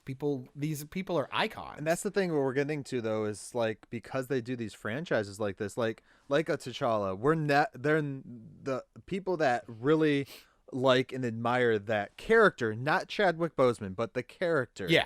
From They the wanna see comics, more Black they Panther, want yeah. to see more Black Panther. They want to see more T'Challa. And it's like, we're getting into that phase now. It's like, so you're just never going to have another Black Panther movie as T'Challa because of Pretty much, yeah. that, because you're going to move forward. You're I gonna keep growing actually the have universe. seen that. One of my friends was like, well, they should never replace. I'm like, That's never is stupid. kind of like, I understand now, like it's respectful, and I agree with it. Well, But they'll be cheesy. They'll 10 give you like a years? multiverse one, but they won't give you T'Challa in the Prime universe. yeah, You- but you like won't- 10 you years from won't- now, when they until want to you s- reboot it and stuff. And I was going to say, until you see them replace Iron Man, until you see a recasting of a significant character like Tony Stark or Steve Rogers, But see, with Tony not Stark, happening. Tony not Stark happening. died in the universe. Yeah. T'Challa is not dead. The actor who played him is dead. And if we're in this world where it's just an actor can be an actor can be an actor, why can't we replace Which- it? I well, understand, I understand the what you were saying. impact, I understand what you're saying, but Yeah, we're yeah. not in that culture right now. but We I aren't. I also We do can't even do that understand with the voice impact. actors right now. I understand the cultural impact that character had and that movie had, but it wasn't necessary. And I guess it would be because Well, coming from a white bigot, commanding- I understand. yeah, sure, Because that's what they'd say. right. My, But no, my like whole- I'd literally watch other people in the culture to talk about this and like say no, they should just recast. Like, well, it's all find it's a all good actor. Don't make the movie well, right it's all away. divisive. Because again, this is waters we've never seen Yeah. before. Because back then, nobody give a shit. They're already doing it with Blade. But Yeah. you would go, well, Wesley Snipes isn't part of the MCU, therefore it doesn't count. That's like, okay, that's They fine. could easily make it part of the MCU. But It's I mean, just I get it. underground the whole But time. I do think the smart move is to recast so you have somebody who can stick around a little bit longer. That's the whole Yeah. point. That's why I they think don't Tom want Holland Wesley was a good Snipes casting. though because he's divisive. Well, that too. But I He mean, won't when put you, up with their shit either. but when you start having like these issues, it's like, well, okay, so how do you move forward casting anything down the road? I mean, we've had Yeah. 4 different Spider-Men at this point. Yep. And but Or the whole thing is, well, we've had are you counting the live action show? well, yeah, well, kind of, not really, but kind of. I'm also thinking like voice actors too. Oh, there's been way more than. Well, because I mean, because Spider-Verse is considered right now, on a lot of people, the best iteration of Spider-Man so far, like the best movie so far. I hear that, and I raise you Neil Patrick Harris, and I'll just leave it there. Oh, from the fucking MTV version. He's all right. Again, this is like kind of unprecedented stuff. Like you have this image in this connective universe that you want to keep. I mean, I think you could do it. The only problem is that because I know the things that people would cite. I guarantee you, if we had live chat right now, people would be going fucking Rhodey. I go, yeah, but he's kind of an ancillary shitty character. Now at that point too, it was one movie at that point too. Exactly, and we didn't know what we were barely doing. in it. So had Rhodey been War Machine, like gotten in the suit, in the second movie and been Rhodey for like 3 movies. I think you would have had the same backlash with the idea of you mean Terrence Howard. We'll say the actor's name, Terrence Howard. Terrence Howard was Rhodey before anybody. And God, then you got that's Cheadle. Rhodey. That Terrence Howard's my Rhodey. # not my Rhodey. No. To be fair, they were both fine. That's what people would do. That's what people would do. If you recast, I understand if you recast Black Panther right now, people would do that. I say wait some time. We don't need another Black Panther movie right away if it's going to be an again says issue. the white bigot. And it's really going to all depend on what I'm they decide taking to the do. information I get from my. I'm taking the L. It's we have to see what they do in universe too. Yeah, and I mean you have time. Like with the theater stuff being done, you still haven't even put out Black Widow. Let that be your black signal. Look, for me, I'm 50-50 because Chadwick Boseman was so good. But the problem is I didn't think Black Panther was good. I thought it was shit. So I don't know if he's necessarily as iconic as people want to bank that out to be. I think that movie got put on a pedestal more for its like political meanings or whatever for the quote unquote culture, even though I find the movie to be a little bit condescending, especially with thatch huts and shitty dirt roads, yet you have vibranium. It's one of those things where I go, the smart move would be recast. That's the smart move. Smart move right now is get somebody who kind of looks like him and can just move forward with the franchise because people want Black Panther. It's the idea, like, how many times have we been fucking hit over the head with things like Spider-Man and Batman and Superman? It's not about the man, it's about the symbol that it represents. Like Batman's a symbol, so that's why we can recast it 50 times, or we've even done like a it James already Bond with James Bond. Well, then you get into the nerd problem with the comics where they can't let Bruce go, even though we probably should. Yeah. Well, Bruce Wayne is Batman. Yeah. Like, it's that simple. Only you until can now go to the did they Todd guy finally if you want to move to Batman Beyond to go nuts, but it's you need Bruce a Wayne is Batman.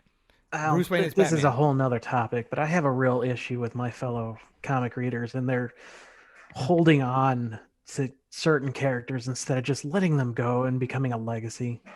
But like what characters? You'd really have to elaborate on that because I think you're wildly off base based on your just premise. Because the way comic books are, you get iterations and you can tell the story a little bit different and you can change it up. And if you see what happens when you try to take a character that other people are used to and you try to do something weird, like look at Gotham High. That's fucking embarrassing. Gotham High? What the fuck is that? You've not seen that? No. They made is that like a cartoon or something? Or no, it's a comic book. Oh. It's a comic book. Oh, and, yeah. And they made like Bruce Wayne like Asian. And it's really strange. And because you have to remember, then you're changing cultural stuff too for this character. So now it's like, how do I really work within the elements of Gotham? Is he still called Bruce Wayne, or is he called Bruce Wang?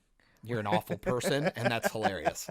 Like, I mean, think about it. Like, you have the EU stuff. You could move on and have Luke Skywalker go off and do all this other cool stuff, and then it proves that people have this attachment to that character. With you see how everybody's simping so hard for Mandalorian season 2. It came out of nowhere. All these people who hated the franchise, are crying like 5-year-olds because they saw a CGI fake Luke swinging a green lightsaber. Spoilers. Well, still, at this point, I'm pretty sure the entire universe knows they Still brought his saying it. Still saying fucking it. Still saying goofy it. ass Still back. saying it. You know, and it's another one of those things where it's like, well, you'd say, well, Yeah. okay, let him go. I'd go, well, in that case, just make something new then. But the problem is nobody's making anything new. Well, they That's good. assume that whatever they do in Mandalorian is instantly going to erase the sequel. Is it sequel trilogy? Yeah, sequel trilogy. Which And it it's won't not because going all to roads because all roads lead there. Yeah. Like at the end of the day, like I've even told people, I'm like, well, that means Baby Yoda's dead, and Kylo Ren killed him. So there you go, Raylos. I understand that people are like, oh, I can't get past Clark Kent as Superman, but that's why they tried other shit like Supergirl or Superboy. Or like all these, or fucking try and get Crypto, or Well, even they tried had to Calvin get, like, Calvin Ellis as they had Calvin Ellis Ellis as Superman from the other world. Yeah. Where he was the president and black and everything else. So Sure. And actually, I would love to see that show or movie. Well, and even just in case, okay, fine. I'm not black, so I don't care. I'm not looking for my heroes to look like me. That's never been. If I was looking for characters that I look just like wanna me see to follow, that. I'd be looking. Well, no, what I'm saying, I'm talking to the internet right now. Is the idea like if I was going solely based I was gonna say, on I just want to see that storyline. yeah. No, my idea is if I was looking solely for a character that looks like me for my sake of reputation or like the teachings that I can get from said characters in a fictional narrative, I'd be the fucking Kingpin. You know, I'd be the villain 90% of the time. You know what I mean? Because I'm bald but you don't hear me going around bitching all the time that, oh, bald representative, we're all either neo-Nazis or fucking rich. We just hear crime you going bosses. around bitching all the time. You don't bitch Well, about yeah. something specific. Just The only everything. time you ever really see me bitch about that is there's not really any cool bald like heroes, so it's The harder Rock? for me to want to cosplay. Well, let me elaborate. Rock? Yeah, because I'm gonna go to the fucking gym and look like The Rock. I only have so many steroids in the world, sir. Bruce Willis? What am I gonna look like, John McClane? And he had hair in the first one, so fuck But off. he doesn't now, so The closest I got You is used to Saitama, have but hair I'm gonna too. get fucking. I plan to look like either Saitama or Kratos next year for Halloween, and one of them, well, both I'll probably get cultural appropriated for, but luckily I can paint myself for Kratos. Yeah, I was gonna say you got the beard going for Kratos already. Yeah. Well, that was actually the kind of point, and to hide my 3 chins. But yeah, if you want to elaborate, go nuts. Well, first of all, I'm glad that this led to a much deeper topic because my only issue is why are you assuming they only read the one book? But anyway, they've tried to replace these characters in the main comics. They do it, we got and Marvel does this so much better with Ant-Man. We've had like 4 different Ant-Man. Perfectly fine. They're all working. They're replaceable. You're not always going back to freaking oh my god, I forgot the original's name. You got Hank Pym or Scott Hank Lang. Pym. But whenever DC tries it, like Bruce Wayne, we've had Dick in the role. We've had other people in the role. But no, everyone always gets upset. We have to go back to Bruce. I'm like, there's only so many characters stories you can tell with Bruce until it's. I disagree. Move on. Batman Beyond. Yeah.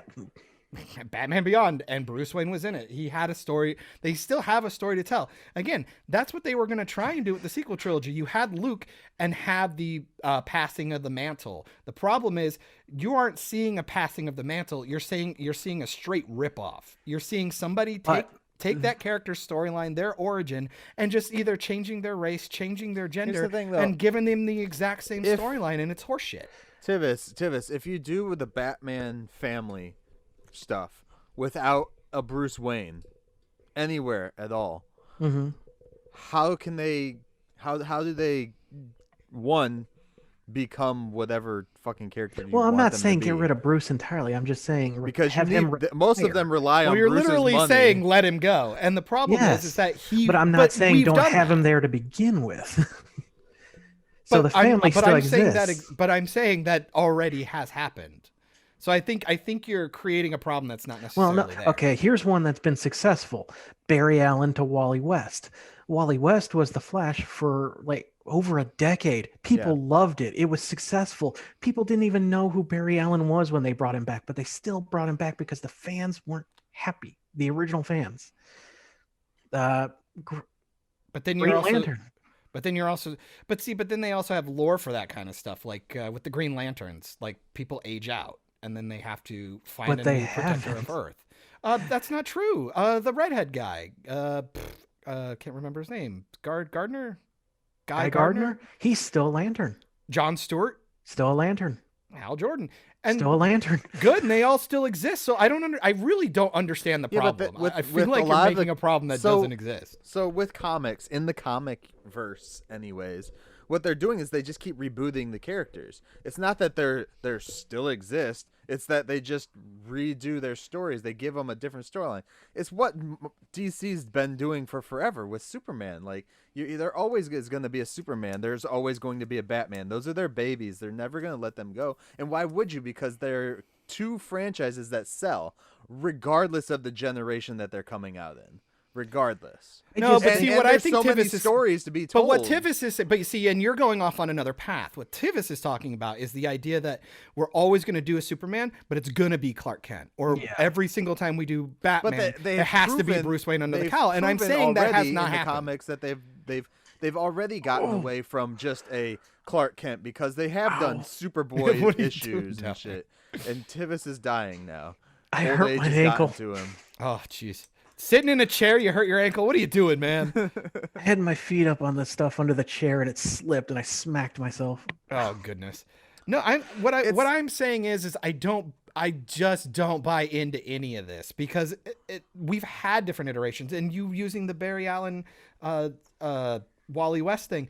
I mean, look at all the other speedsters we've had. Look at all the other. But look at we've had Injustice. Look at all those different times, and you've had different timelines, different Earths, different dimensions. You have all this story that you can touch without having to just straight up gender bend and steal a storyline from a character that's been established. Which is the whole reason they actually started the multiverse. It's just a different character. In the first place. It's a mantle. Anyone can wear the mantle.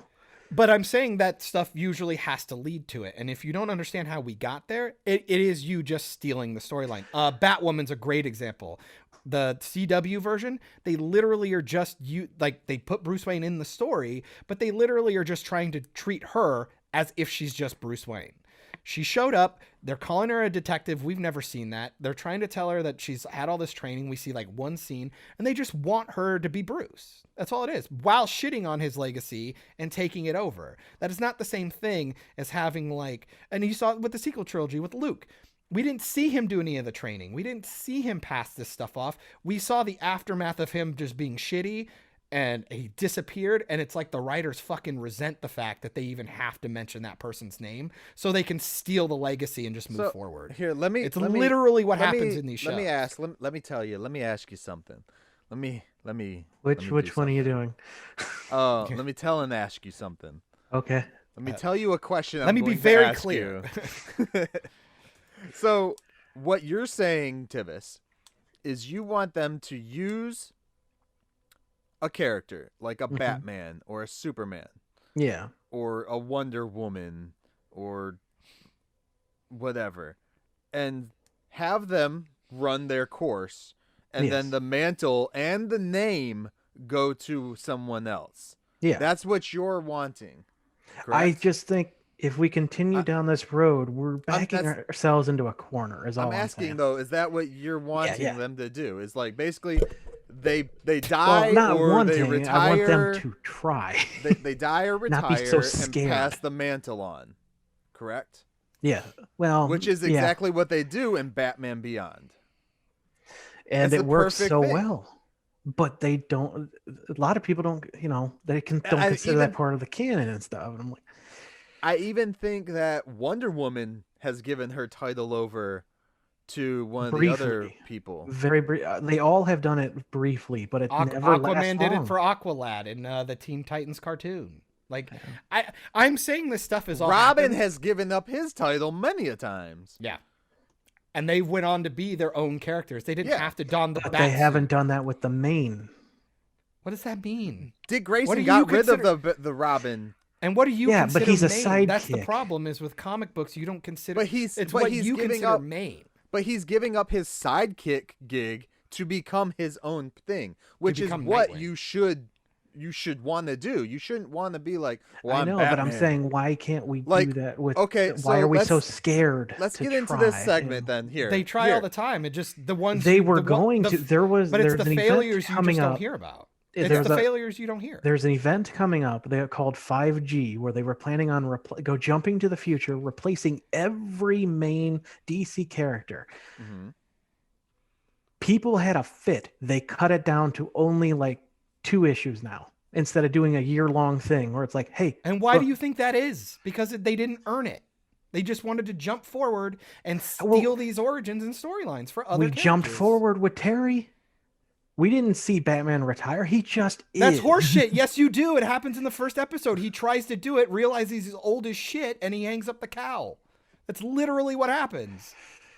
And then you watch him Well, give it you're up. saying they're not going to do that in the first issue, though? We don't know what's going to happen. This is stuff that I'm hasn't saying happened yet. historically, as of right now, no, you won't see it because it happened with Luke Skywalker. It happened with Bruce Wayne and Batwoman. It happened with But if we're so Ghostbusters scared to 2016. give it a chance, we're never going to progress. is Well, what it I'm saying. We're sounded gonna like keep you just going told me back. they did give it a chance and people didn't like it, and it's a failure because it's another shitty. No, they stealing of heard a it coming character. out, and they're like, "Oh no, All right, this here- is going to be here- terrible." And it is going to be This- terrible because there's no. same- You can't pass the lantern if they're all dead.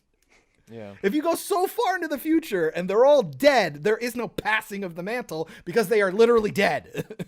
Because you went But it's so like, far what into the does? future. I'm just confused. What does the name have to do with anything? Because it's not like we'd get another John Constantine or another Swamp Thing. Like we wouldn't pass their names on to another person. So why would we have to pass these other ones just because they're like humanoid? Or I guess Fucking But John Tim Allen does it Constantine's with not going Santa. to. Well, you guys just said earlier it's a symbol. You pass the symbol on. No, I'm saying we're being bombarded with that, and half the time I think that's horseshit. Because Clark Kent is the symbol. Clark Kent is the character. He's the guy who grew up in Kansas. That's why people like him. You don't put the Superman S on your chest and you're immediately a hero to me. That's not how that works.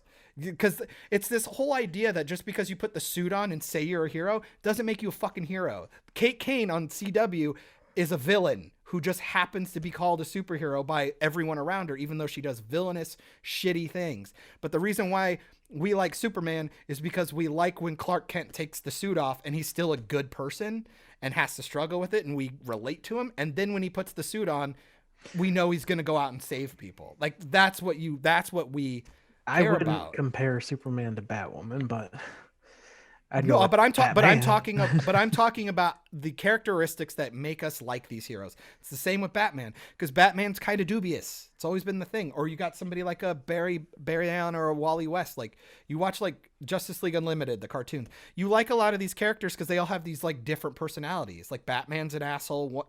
Wally West is fun and go lucky. You got, And I'm not. Wonder Woman being I'm powerful, not saying they have to. Like you get someone else in Bruce's role, he doesn't have to act like Bruce. I'm just. But That- you want him that's to. not what But I'm you want him saying. to do. But you want him to do everything that Bruce does. Like you want him to be Batman, and it's like, well, what makes you can Batman? be Batman without being a dick like Bruce. Well, He's an asshole. But can Well, you though? Yeah. Like Bruce's personality is what makes Batman Nightwing does it.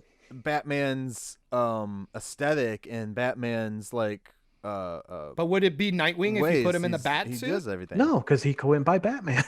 Exactly. I don't. But he I wasn't as really much don't of a understand dick. what you're aiming for. It really sounds like you have a problem with something that doesn't exist.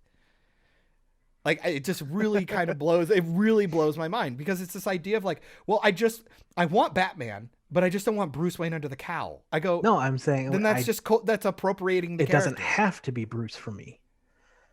Okay. Like when Jim Gordon was Batman, that was awesome. Why didn't we get more of that? No, they had to cut it short because we have to bring back Bruce. I don't think that's why they brought back Bruce. I think it's because it just didn't sell well, or the story didn't make sense, or Oh no, no, these things sell. I got a buddy who owns a comic shop, and you'd be surprised the amount of things people bitch about, but actually is top selling. I don't think so. Transformers. I mean, people buy shit all the time, but I don't. It's not about the immediate numbers. It's always about the longevity. Like, there's a reason why franchises exist, because people will go sit down, even though they've been battered like housewives, they'll come and show up for the next iteration because they're like, maybe this one will be good. Well, okay. Look at Terminator, look at Predators, look at Aliens. Like, how people many years ago show was up this for now? that shit. The Inhumans. People were having problem with them trying to push the Inhumans, but It the was a piece books of were shit. selling. The books were selling though. And it's like, Okay, maybe the books were good, and then they tried the TV show and fucked it up. Yeah. well, the TV show was forced by Ike, but And that can sully people because maybe that's the only iteration that they know. You got to remember, this is always the talk about, like, this is why I try to appeal to, like, when we watch the movies, watch it for the movies, because there are so many damn comic books out there. Nobody's ever going to agree on what's the perfect iteration. There's literally called the Silver Age, the Golden Age, the New 52, and I guarantee you, people will have Rebirth. infighting, like, just between the Golden Age, Silver Age, and the New 52 when it comes to DC. You're going to have infighting in just those three categories themselves. And then you have the masses of those three. Don't worry. start There's infighting. No, I tons know of what you people guys that are don't saying. even. There's tons of people that don't even understand what a fucking multiverse is, that are like DC fans, and they try and fight just because they like one iteration of this one thing. And it's like, but then they see like this image that Zack Snyder shared of Wonder Woman. Holding the three heads. or Holding the whatever. three heads. Like, everyone's like, that's out of character. I'm like, he literally it's not. says it's from a different universe. First of depends all, on which version. Yeah. Well, and So I'd it's almost, like- and I'd almost say that's not really out of character No. because they're barbarian Amazonian women. Like, yeah. like I don't think people know what war is because everyone's a bunch of pussies. But then they're like, well, I could like the picture if she wasn't holding the heads. I'm like, how do you know she doesn't need those heads for something? Like, maybe they were demons. Well, obviously they're she zombies. needs them. She was posing for a photo. maybe the heads are still talking. We don't know. I want to see that story, by the way. Going Well, back to also Harry could be a Potter. could be a threat. Could be given a threat. Don't come here. No, You'll end up like this. But Man, I'm probably not explaining myself very well, but You're not. I feel like comic readers, we back ourselves into a corner because we're so afraid to let go of things, and I feel like it leads to some I don't think so. problem. I I think feel that- like you're projecting. I really do. I really don't see what you're talking about at all. Like That's the idea that we can't let go of something. It's like there are a lot of people who like Batman and don't even read the comics. They like the animated 90s cartoon or the Maybe movies, or more people prefer Michael Keaton over, Batman and Robin or Batman Forever. dude, there's already infighting over the movie stuff. It's like people are like fucking saying, the Reeves Batman's gonna be better than Nolan's Batman. I'm like, you haven't seen anything. Just shut the fuck up, everybody. And why do I and it's like, why do I have to let go of Bruce Wayne when there's a new iteration of Bruce Wayne coming out? This could be a completely different There's gonna be 10 retelling. Bruce Waynes on screen at once. Yeah. What are you talking about? I've watched, and we watched with like Infinite Crisis. We had multiple Supermen. Like Yeah. they're all Clark Kent, but they're all different actors because they're all from different Earths. It's like Which is interesting. I was surprised they didn't try and like tackle any other Supermen besides just the Clark Kent version. but it's because it's the origin that makes Superman Superman. It's like Clark Kent from from Nashville or whatever or Kansas, and it's like Smallville. I don't know why I was thinking that. Oh yeah, that's why. Now I'm just imagining him driving NASCAR. Right. Or singing at the Grand Ole Opry. Dolly World. But I mean, the whole idea is like, yes, I get it. People are fascinated with Luke Skywalker, and it's like, can we get past Luke Skywalker? It's like, yes, we could. The problem is that studios won't do it all the time, and I think fans are more than willing to. And that's why I keep bringing up. We have different iterations of the Green Lantern. We have different iterations. I mean, shit, we even got more colors. It used to be just like red, yellow, and green, and now there's like blue, pink, purple, fucking, I don't think people are scared to move on. The problem is when it seems like when they're trying to do this stuff, like replace Bruce or something like that, they don't want to do it in a fan servicey or even just respectful way. They just want to kill him off, get him out of the way, and take over. CW's done it 1,000 times. Aren't they replacing Batman with Luke Fox's kid, I think. Well, I don't might think he's going to be be. Batman. I think he's going to be Batwing. No. already There's Batwing. there's a Batman that's Oh, Oh, is no, he he's coming? No, that's a different. That's the that's 5G That's a whole story I different was talking character. about. that's the 5G. Okay. Yeah, that's just a whole different guy, I believe. I don't even think that's. I No, haven't he's, looked he's too into related it to 'cause the Foxes. I just try to don't avoid remember which spoilers. one. I'll get to it in like 20 years. And it'll be like fine if it's good, it's good. But the problem is this like, the origin story. That's why what was it Tony Todd or whatever the fuck his name is in Batman Beyond? He doesn't have the same origin as Tim Bruce, but- Fox. It's Tim Fox. Oh, okay. You're he's- talking about Terry Terry thank you. McGinnis. That's it. What the fuck? Who was I thinking of? Anyway, I don't even remember what you said. I don't know what you're talking I about. think I said Tony Todd. I'm like, who the fuck is that? That's a good question. Death.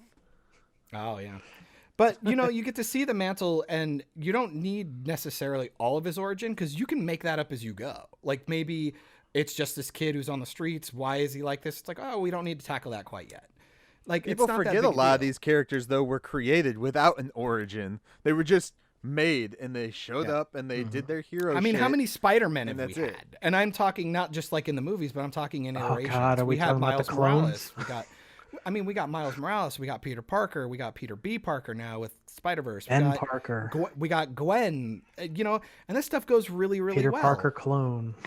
Ben Ben Reilly. Frank Castle is the Punisher, and it's like, could somebody else take over? Yeah, because it's just a dude who's got military background and puts a skull on his chest. It's like, could you do it? Sure, but people are like, but I liked Frank Castle's story and I liked his vengeance thing. It's like, are you going Not to be only able? his story, are you his gonna be able to catch? personality. Well, yeah. Are you going to be able to feel catch why lightning in a he bottle wants like to do that? it? You have to give me a reason as to why this other person taking the mantle deserves to just be able to just fucking kill everybody. Yeah, that he's- and at To the my end of the knowledge, there's not been another Punisher. I don't think so. Not that I know. But my whole thing is like, when you just put somebody else in the Daredevil costume, you didn't earn it. Now, if you pass the mantle, maybe have the story give an origin and people like it, there you go. But at the end of the day, at that point, just design your own character. Because it just proves that you just don't have faith in your own writing. That's all it is. People want the name. They want the symbols because they don't have talent or the imagination to make something move forward. So that's the best I could, because I think I understand hear what you're saying. guys are saying. I just think it's already happened multiple times, and we just proved that formula just does not work. I understand what you're saying though, Tivis. Like you're saying people don't like it, whatever. Just because, like, because Just like that's how because. everybody's saying. It's Yeah. like, well, it's not my Luke Skywalker in the sequel trilogy. So it's like it's because it's not. It's that character doesn't work because that's not. We didn't see how he became grumpy old man. Right. If we would have seen how that happened, it'd be an easier pill. Game of Thrones, season 8. Seeing Daenerys just fucking lose her shit after only 2-3 episodes makes no sense. You've ruined 8 years of building. Why? So you could have a payoff in an hour and a half? Like, when you do shit like that, you disrespect the thing that made you popular in the first place. Like, that's my biggest thing. It's like Ghostbusters 2016 just wanted the name and made it 4 females. They essentially carbon copied and just did a shitty job of it. They didn't make characters. They just made stand-ins. So I get it. I mean, I get the idea. It's like, man, I'm sick of Luke Skywalker. Can we get another Jedi? It's like, well, we followed Darth Maul. We followed Obi-Wan. There's Ahsoka Tano has people kissing her ass. So I don't know. Kit Fisto. Everybody liked his big brain ass. There's the only other versions of the Punisher were in like Marvel 2099. Yeah, the future ones. Yeah. Oh, isn't that where that blue Spider-Man's coming from? Yeah, with the cape. Yeet. I have that action figure. I've had that action figure since I was a kid. I've wanted to see him all the time. Fucking nerd. Yeah, I am. Well, since we're on somewhat of a comic trip, I thought it'd be perfect to go back to an old segment we used to do. Oh, no. And it shall be right now. The fuck CW, what the fuck CW, what the fuck CW, we love you so much. But what the fuck? But What happened now? Good. Classic. There we go. Classic. What happened now? Okay, so John, you asked for this one this week. I did. You totally asked for it. That's what she said. Yeah, she did. So, what do you got for me? You wanted this, so you tell me. I have to rewatch it right now because it's killing my soul. So the Family Crest trailer for Superman and Lois. Is there a new one, or is this the one that came out a couple weeks ago? This is like the minute-long one. Yeah. And it's like, it almost looks like this weird, like, CG motion comic thing. Yeah. And I just go, it worries the shit out of me because I was watching it and it's like, you had all these, like weird dimensional crystal looking things. Almost kind of yeah. It kind of reminded me of like when Barry would run through the Speed Force and go back in time and he'd see like little visions and stuff. And I go, oh, fuck me. Like, how much are they going to try and tackle in this? Yeah, a lot of people are confused by this. Well, because like you go back and you look at like, what was it? The Dean Cain one. It was The Adventures of Superman. I can't remember the actual title of the show, but it was just him and Lois just hanging out. It was all like, I think it was just Superman and Lois adventures. and it was like, it felt really self-contained, and you just had a couple of little like action pieces from time to time. You can tell this is already trying to like get grandiose, and like, I just feel like they're really not going to focus on character building. They're just really going to go for, and especially because they're going off and doing their own thing. We have Lois and Superman who were introduced during all the other crossover stuff and like Supergirl and all that. And so it's like, this is a really good chance for you to really just maybe calm down with the CGI, pull some of it back, and just have some more grounded Superman Lois stuff. A little more Clark Kent. Like I feel like we are always missing out on the like Clark Kent stuff. Like Batman v Superman's a good example too. Like in the movies, it's like we don't see enough Clark Kent stuff. Like what's his relationship with his parents, or like at the Daily Planet and stuff like that. Like him having to try and keep his identity secret while still trying to be a hero and shit like that. Like I miss stuff like that. It was stuff that I enjoyed about Barry Allen. Like they just got rid of the CSI shit in the CW pretty quick. Like that's why the first season's so good. Like I like the duality of his life a little bit, and I'm worried that we're not going to get any of that in Superman and Lois, especially because after watching Supergirl, they really wanted to just throw everything at you when it came to their action stuff and their CGI, and you could tell their budget just wasn't out there. Fuck me, I remember that. Well, in Martian Manhunter, it's like you introduce him and he looks pretty cool, and then you barely fucking put him on screen. It's like, he's expensive. I guess. Very expensive. You got to talk to his agent. You know, and I'm interested. I kind of want to see it because I don't think Tyler is a bad Superman, and I mean, I like the actress who's gonna play Lois. I watched Grimm. I thought she was pretty good. This is the show you wanted too. Yeah, but Man. I'm looking at the trailer just makes me feel. And I mean, I don't even know what the trailer's actually showing you. I was so confused. I was like, what? Well, I was thinking it was gonna be him like in the past, but it's like I think they're gonna tackle his son. Yeah. Because I think the show tried to say he had two, but I don't know if in Crisis, changed at the that. end of Crisis, it said he has two. Okay. 2 sons or 2 kids? 2 boys. I thought it was 2 boys. I was pretty sure. That's what I thought too, but yeah, I understand I'm taking a lot just from like this weird motion comic thing, but like again, just seeing all the like crystal things, I'm like, oh god, are we gonna get like the Fortress of Solitude in the very first episode? Are we gonna get like well, I know Phantom Zone stuff? I said that it's destroyed, I thought. But that's what I'm worried about. I'm worried they're gonna like rebuild, or like he's gonna go do this, and like we're just gonna get everything. Like I wouldn't even be surprised if we get a fucking nod to like Crypto by the end of the season. You know what I mean? Like, oh god, I'm just worried they're gonna hit you with everything in the kitchen sink in like the first like 6 episodes. Assuming this has a full run. I don't know if this is one of those like 13 episodes. I don't know I what really- they're doing for these. I really hope it's not a lore drop like Batwoman episode 1 or Gotham episode 1. introduce this stuff so slowly. Don't throw it all at us. Yeah. Because I think that Tyler guy is really likable.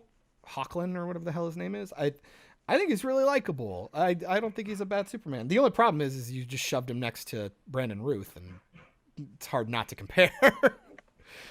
Especially just seeing the height difference between those two. Yeah. I know a lot of the concerns I've seen in the groups I'm in are they're worried that it will continue some of the crisis stuff with multiple universes, and they're like, can we let's just step away from that for a bit. Well, no, they can't. They haven't opened multiple universes yet. They haven't found a new frequency yet. So, and that'll be something they do on The Flash, by the way. Before they end it, yeah, probably. Yeah. I don't know, like, because I'm just seeing, like, I'm seeing Doomsday shit, and, like, I'm looking at, like, their teaser trailer stuff, and it's just like, oh no I'm Doomsday. I'm really worried that they're gonna do all this stuff. Like, I really hope that they just go back to the Smallville set and use the farm stuff, and because he's got this like perfect mix of Henry Cavill and Dean Cain. Like, he just feels like, I look at the guy and he's not like overtly handsome. Also, so fuck it's not CW for killing Dean Cain off of screen. right. Fuck you guys. Well, it's because he's conservative. I know why they did it, but fuck them. Like, Was that actually him? I thought it was just similar pose with the current guy. no, I need to Dean go back and Cain rewatch. Dean Cain was on Supergirl. He played Yeah. Supergirl's dad, like adopted Ye. dad. Oh, that's right. Yeah. Yeah. Ye. And they fucked him over. But he just looks charming. Like, he looks like he could be mild mannered. Like, I like his, I think it's good casting. And I am already upset that they're going for the Zero suit. Like, they're going to try and make it look like Snyderverse shit. Yeah, I saw that. I was like, what? I go weak, man. Because it's the same thing with Supergirl. I really liked her first outfit. I wish they would have just kind of made that look a little bit cooler. Like, maybe make the skirt a little more leathery, and I don't know, just give the cape and stuff an upgrade, not put her in a fucking Zero suit, because it just seemed really uninspired. Just looks silly. Yeah. I don't know. And it doesn't even feel like it's like, oh, we did it for a purpose. It's like, no, you just did it so it looked like the fucking movies. That's the only reason why you did it. And well, because we shoot in Canada and it's cold. It's like, I don't fucking care. Put a robe on. You know, okay, this is going to be a little bit of a tangent, but I saw someone who's like, people who don't like the Zack Snyder Superman are the same ones who like to wear the underwear on the outside. And I'm like, yeah, I like the trunks on the outside. You're not wrong. What's the fucking wrong with that? Like, I don't know. Like, the excuses people make to fucking defend those films, it just blows my mind. Oh, and there's another one I heard that I'll get into before we end the show, but I don't know. I'm worried because I really did want this show. Ever since they casted him and I saw him a couple of times, I was like, he just seems so much more likable and has, like, I don't know, he felt better for the role than any time I ever watched Melissa be Supergirl. I just didn't get it. She bugged me. She felt really annoying all the time. Surrounded by more interesting characters too. Like, it was kind of just meh. I'm excited just because it's new show. Yeah, I'm down. And then the other one is I just can't get over the trailer for Batwoman season 2. I'm fucking so excited. Is there a full trailer out yet? Pretty much, yeah. You get to so Batwoman season 2 starts a week from this Sunday. It starts on the 17th. Yep, it's the first one coming back. January 17th. Sorry, people. I think it's literally going to be a dumpster fire because she literally pulls the costume out of a dumpster. I just hope the writing improves. I don't imagine it will. But to be Myke. fair, I think the production budget's going to go up because they got that ugly ass Hot Wheels Batmobile. And her to be fair, I haven't seen it on the show yet, but from some of the teaser trailers, the suit definitely looks better. The suit does look better. I will say that. Like, adding a little bit of the extra red in the gauntlets and like kind of like it should have been.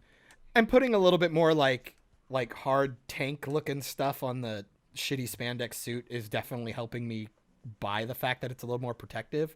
But the problem is the first time we see her, it's going to be in the original costume, and we're going to have to wait for the suiting up. So do we want upgrade. to try and guess how how she leaves the show, the first Batwoman. Oh, I just think she just disappears. disappears. She just Just walks away. disappears. Yeah. So it's gonna make that first season real awkward, where she talks shit about Bruce just bailing. I'm And her being gonna a paragon. see. I'm gonna guess that she just quits. She's She just just she she's- goes to. I'm You're done. going to see. Okay, you won't see her at all. You Which might is a shame. You might see another like shot of another girl with trimmed down hair dropping the thing into a dumpster and walking away. Well, and then I think you're gonna get stand-ins or like maybe like BTS footage from season 1 on like security cams and stuff of her Yeah. fucking off, and like pictures in the newspaper and shit, like where'd Kate Kane go, and then the answer underneath should be who fucking cares. I wonder what they're gonna do with the whole Bruce thing that they were gonna fucking do though. Oh fuck me. I hope they drop that. The best thing you can Because do, now it's like you don't have Kate there to give a fuck, so it's like bruh, the entire best- motivation behind the villain. Yeah, Right? the best thing you can do is fucking completely ignore it. Because have the guy run off and be Bruce Wayne somewhere else and just live. I'm Bruce's sorry, life. dude. No, I'd literally just wouldn't even bring it up, because if They literally Mandalorian, end the first season on it. if Mandalorian 2 has taught me anything, fucking anybody will just eat shit. It doesn't matter. They do not care, because Mandalorian season 2 never even once even utters the word fob ever in the entire second season, because they understood that it broke their fucking universe, and so they just ignored it, never brought it up again. So people just don't care, they don't pay attention. So I'm like, fuck it, just don't say anything. Most people who are going to be tuning into this season are only going to be doing it because it has a black lead. 100%. It's only going to be that reason, and they probably haven't even seen the first season. Probably never even heard of Batwoman. I'll Yeah. tell you I that don't right blame now. them. I thought Batwoman was cool in the comics and cartoons, using guns and shit. I thought that was badass. And people are like, can't go around shooting people. I'm like, what do you think Diggle and Wild Dog did in Arrow for fucking 3 seasons? Also, I always keep saying it, just give her rubber bullets. Or like let her tech be like Agents of S.H.I.E.L.D. have those things called icers. Like, I was gonna say just we already do know that. they have non-lethal stuff. They do that's what they used in Arrow. So I'm just like, fucking just do that, man. And then you could give her all these cool guns, and you could watch her train, and you could like hang your hat on her like being a badass with guns and like learning gun safety, and like Luke could do some really cool shit. Like he could be making up new types of bullets, and she could be like fucking Green Arrow style. Like give her new like bullets every single time. Like, what's this one do? It's like, oh, puts them out. It's like a trank. You know, shit like that. You could do all I kinds just of want to stuff. know how they're gonna explain this girl being able to fight or anything like that. Well, I just want her bat cleavers. Growing up on the streets, they'll probably take one of the Robin origins. You ain't gonna learn how to fight like someone who was trained in the military by growing up on the streets like that. Like, But again, that's why I mean, I guess say, it is Gotham, but still. But that's also why I'm saying that's why they need to get away from that. That's why Yeah. you need to give her guns. Yeah. You learn weird stuff when there's a demon bat living under your city. But still, like I said, if you gave her guns and tech, she wouldn't have to necessarily constantly rely on her hand to hand. Yeah. And then she could learn as she goes. Like, let Luke, like, say, like, Kate Kane leaves, right? And because of that, he's trying to do something. So he's been training. Because he's ripped as fuck. Gives you an Oh, excuse God. to... Gives you an excuse... Wow, Tivis, calm down. Please give us Batwing. Oh, wow. That was weird timing to throw that out. But... Because I was about to I say... didn't expect you to say that. Because he's so ripped and stuff. It's like, this is CW, you know who you're pandering to. He could have his shirtless scenes like training, like fucking Stephen Amell style. And like, he's training. So then he can train the new girl that comes in week to week to week and train her while she already is relatively proficient with guns and tech. We could have Q episodes, like every 2 episodes, he could have some new gear. It's so easy to write. It's just these people are fucking inept virtue signalers. That's all they are. They don't care. Fucking blows my mind how bad the CW is. What the fuck, CW? You just jogged another news story in my head. But, Oh no! But no, I think But thoughts- I'm excited to watch the Quick- EFAT quick- minis of them watching. quick, Batwoman. real I'm so quick. excited. Each of us thoughts Superman and Lois. Is it Lois or Clark and Lois or what are they calling Superman and Lois, I believe. Superman and Lois. That's the other one, Clark and Lois Adventures. Or the Lois and Adventures. Oh, Clark. the Adventures of Superman. Lois and Clark. That's it. Yes, Yeah. thank you. Dean Cain one. I don't remember if those are still good, but I really enjoyed them when I I was a kid have that watching them. whole They're not series, terrible. so- I imagine they're still super campy, but Oh yeah. Yeah. Yeah. I'm excited, but I'm interested to see what they do with it. Batwoman, I am interested. Batwoman, I'm there to laugh at. Superman and Lois, I have an actual hope that it could be good. I think Batwoman should be extra content for us. There you go. All right. See, that's when we got to do live watches together, and we all watch the episode together. Right. Because like we all watch it once and then go back through. Because I'll be like, I got things. Watch this. It's gonna be fucking dumb. they could put it But on see- HBO Max. They have watch parties, don't they? I think so. Yeah. Okay, guys, it's Yeah. it's that time for before you get on to another thing, Tivis. We have another sponsor today, guys. Fucking two. God, Two when it sponsors, rains, it and this one pours. is really nice. We all have muscle pain, right? Well, or- that would require me to have muscles. Back pain, then neck pains, things like that. So we have a sponsor today from True 7 CBD, and I'm going to go verbatim.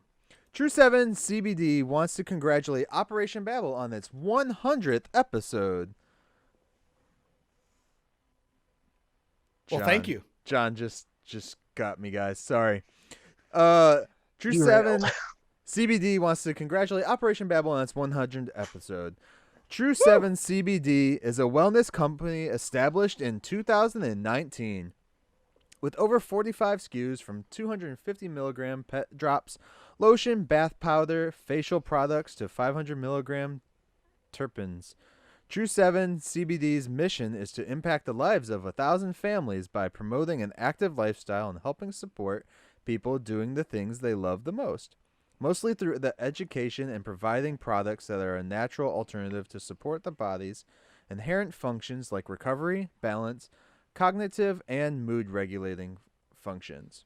True 7 CBD's top sellers are the pre-rolls, which are joints, CBD joints, Pet CBD 1,000 milligram roll-on and 1,500 milligram roll-ons and blueberry tincture.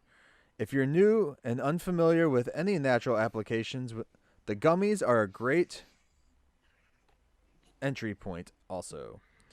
For the next 3 months, all Operation Babble listeners will receive 20% off their entire purchase by using the promo code BABBLE20. That's BABBLE 20. You can shop at www.true7cbd.com. That's true, the number 7, cbd.com. True 7 CBD's mission is to impact 1,000 families. True 7 CBD relief 7 days a week. And again, people, that is Operation Babble listeners do receive 20% off the entire site by using promo code BABBLE20. BABBLE 20. And guys, I love using CBD products for my neck, especially. I use it almost constantly. I remember the first time I was like, I'm not going to use this shit. And then I used it, and I actually slept peacefully. Baby, So- head, shoulders, knees, and toes, my guy. No, and I guess before we go too far, like because the pre-rolls, essentially you call them joints. It's Yes. important because I understand a lot of people don't understand necessarily what CBD is at this point. Yes. It's the medicinal like oils that you extract from marijuana, and you're removing THC. Yeah, there's no That's the THC drug. within it. That's the druggy part that does all the mental stuff, and like usually, if you take a drug test, that's what's gonna pop in and keep you from getting your job. Yes. CBD oil is more of like it's just like health. It's alternative medicine type stuff, which is becoming more and more prolific. We've actually bought some gummies once a while back from a different company because my girlfriend has she gets really bad cramps once a month because God hates her, and don't eat apples, people. And she said they work pretty good. Granted, the problem ends up being that they actually taste kind of good. So then you eat too many. That's why you don't Yeah. buy like vitamin gummies. And 'Cause it you'll also eat the whole depends damn on your barrel. milligram too. You want to Yes. definitely communicate. The great thing about these guys is you can communicate with them, find out a decent dosage for yourself personally. Everyone's dosage is going to be different. Yep. So And because it really works for like it could potentially because it could go from just a basic headache or to chronic pain in your shoulders and your arms. Yep. That's why like you get roll-ons. Like a lot of people I know have used. I want to say it's like lidocaine or something like that. I've used it on my feet or my ankles when I've had a long day at work. That tends to burn, so it almost feels more like a icy hot, and I'm not like a super fan of that. Yeah. CBD oil doesn't really do any of that. So I always recommend if nobody's ever thought about it or they're worried that it was like a hallucinogen or like some kind of mind altering drug. That is not the case. I always say if you're always looking for something, especially with pain relief, dude, read about it. It's good stuff. I'm really interested to see how it progresses. And my sister is, she's in this world, and so what she's come to find out is a lot of companies make this stuff overseas. This one is American based. yes, Hell True yeah. 7 is American made. CBD, American made CBD, I guess you would say. It is American based company and they're awesome. I actually am getting some of the roll-ons to try. I use the cream already. But the roll-ons are a lot easier, especially if you're working and you just want to roll it on real quick, especially on your knees or anything like that. It's really good. So Hell yeah. yeah. Two sponsors. That's fucking awesome. Two sponsors. Thank you very much. And again, everybody, Operation Babble listeners will receive 20% off the entire purchase by using promo code BABBLE20, BABBLE 20, at www.true7cbd.com. And we'll have links in the description as well. CBD to support the USA. USA. I've never Okay, tried there gummies though, so I might have to Fuck pick yeah, up some of dude. the gummies. Hell yeah. And see The what one, that's the like. ones we had. I don't know if theirs do, but the ones we had like that sugar coating on the outside. It was dope. Oh, yeah. Yeah, Hell they do. Hell yeah. And then but the joints I don't know about. I don't know if I'd try one of those myself. But I heard they're probably pretty would. good. Bug it. Yeah. Chug it. Because that's for Football. more anxiety, I think that they say on there. Oh, that's right up So- my alley. Yeah. All right, guys. So with that said, with our final sponsor in there today, now I want to go and get some CBD cream because my neck hurts. Oh, seriously? I'm already bothering you that much? Yeah. So we're at almost 2.5 hours. John, I have a Me. surprise. Oh, yeah. Okay, go ahead. Oh no, go Tivis, go. If you got something, go. Well, I heard that Tivis, go Star Trek they might they're talking about bringing Q back, and I was wondering of your opinions of that. Only if they get the same actor. Yeah, it's the guy. He said he was But the then one they have talking to about. have a good enough storyline to why he's aged. Well, and to be fair, he'll probably be dead by the end of the series anyway. So Isn't he? 'Cause on that's why you bring Epitaph? back. That's why you bring back old characters is to kill them off. Yeah. From Or what make I've them heard, what robots. I've learned. I don't know. I would like the Q to be in there, like as a background thing. Maybe it depends on what show they put them in. I guess As I opposed don't to know. the RSTU or V. because they're gonna if they try and put them into anything before the original or before next gen, then it's kind of stupid because the Q was never found until then. That was their first contact with man was next gen, so Gross. wouldn't make sense to put them in some of the older shit. So we'll see. I don't know. Yeah, I don't know much about it. To me, he's always The- seemed like Mr. Mixopixelix of that universe. Yeah, Mr. Mixelpleck. but he did have a son, so I'm sure they probably would just do something with his fucking kid then. What about a moon? Nope, no moons.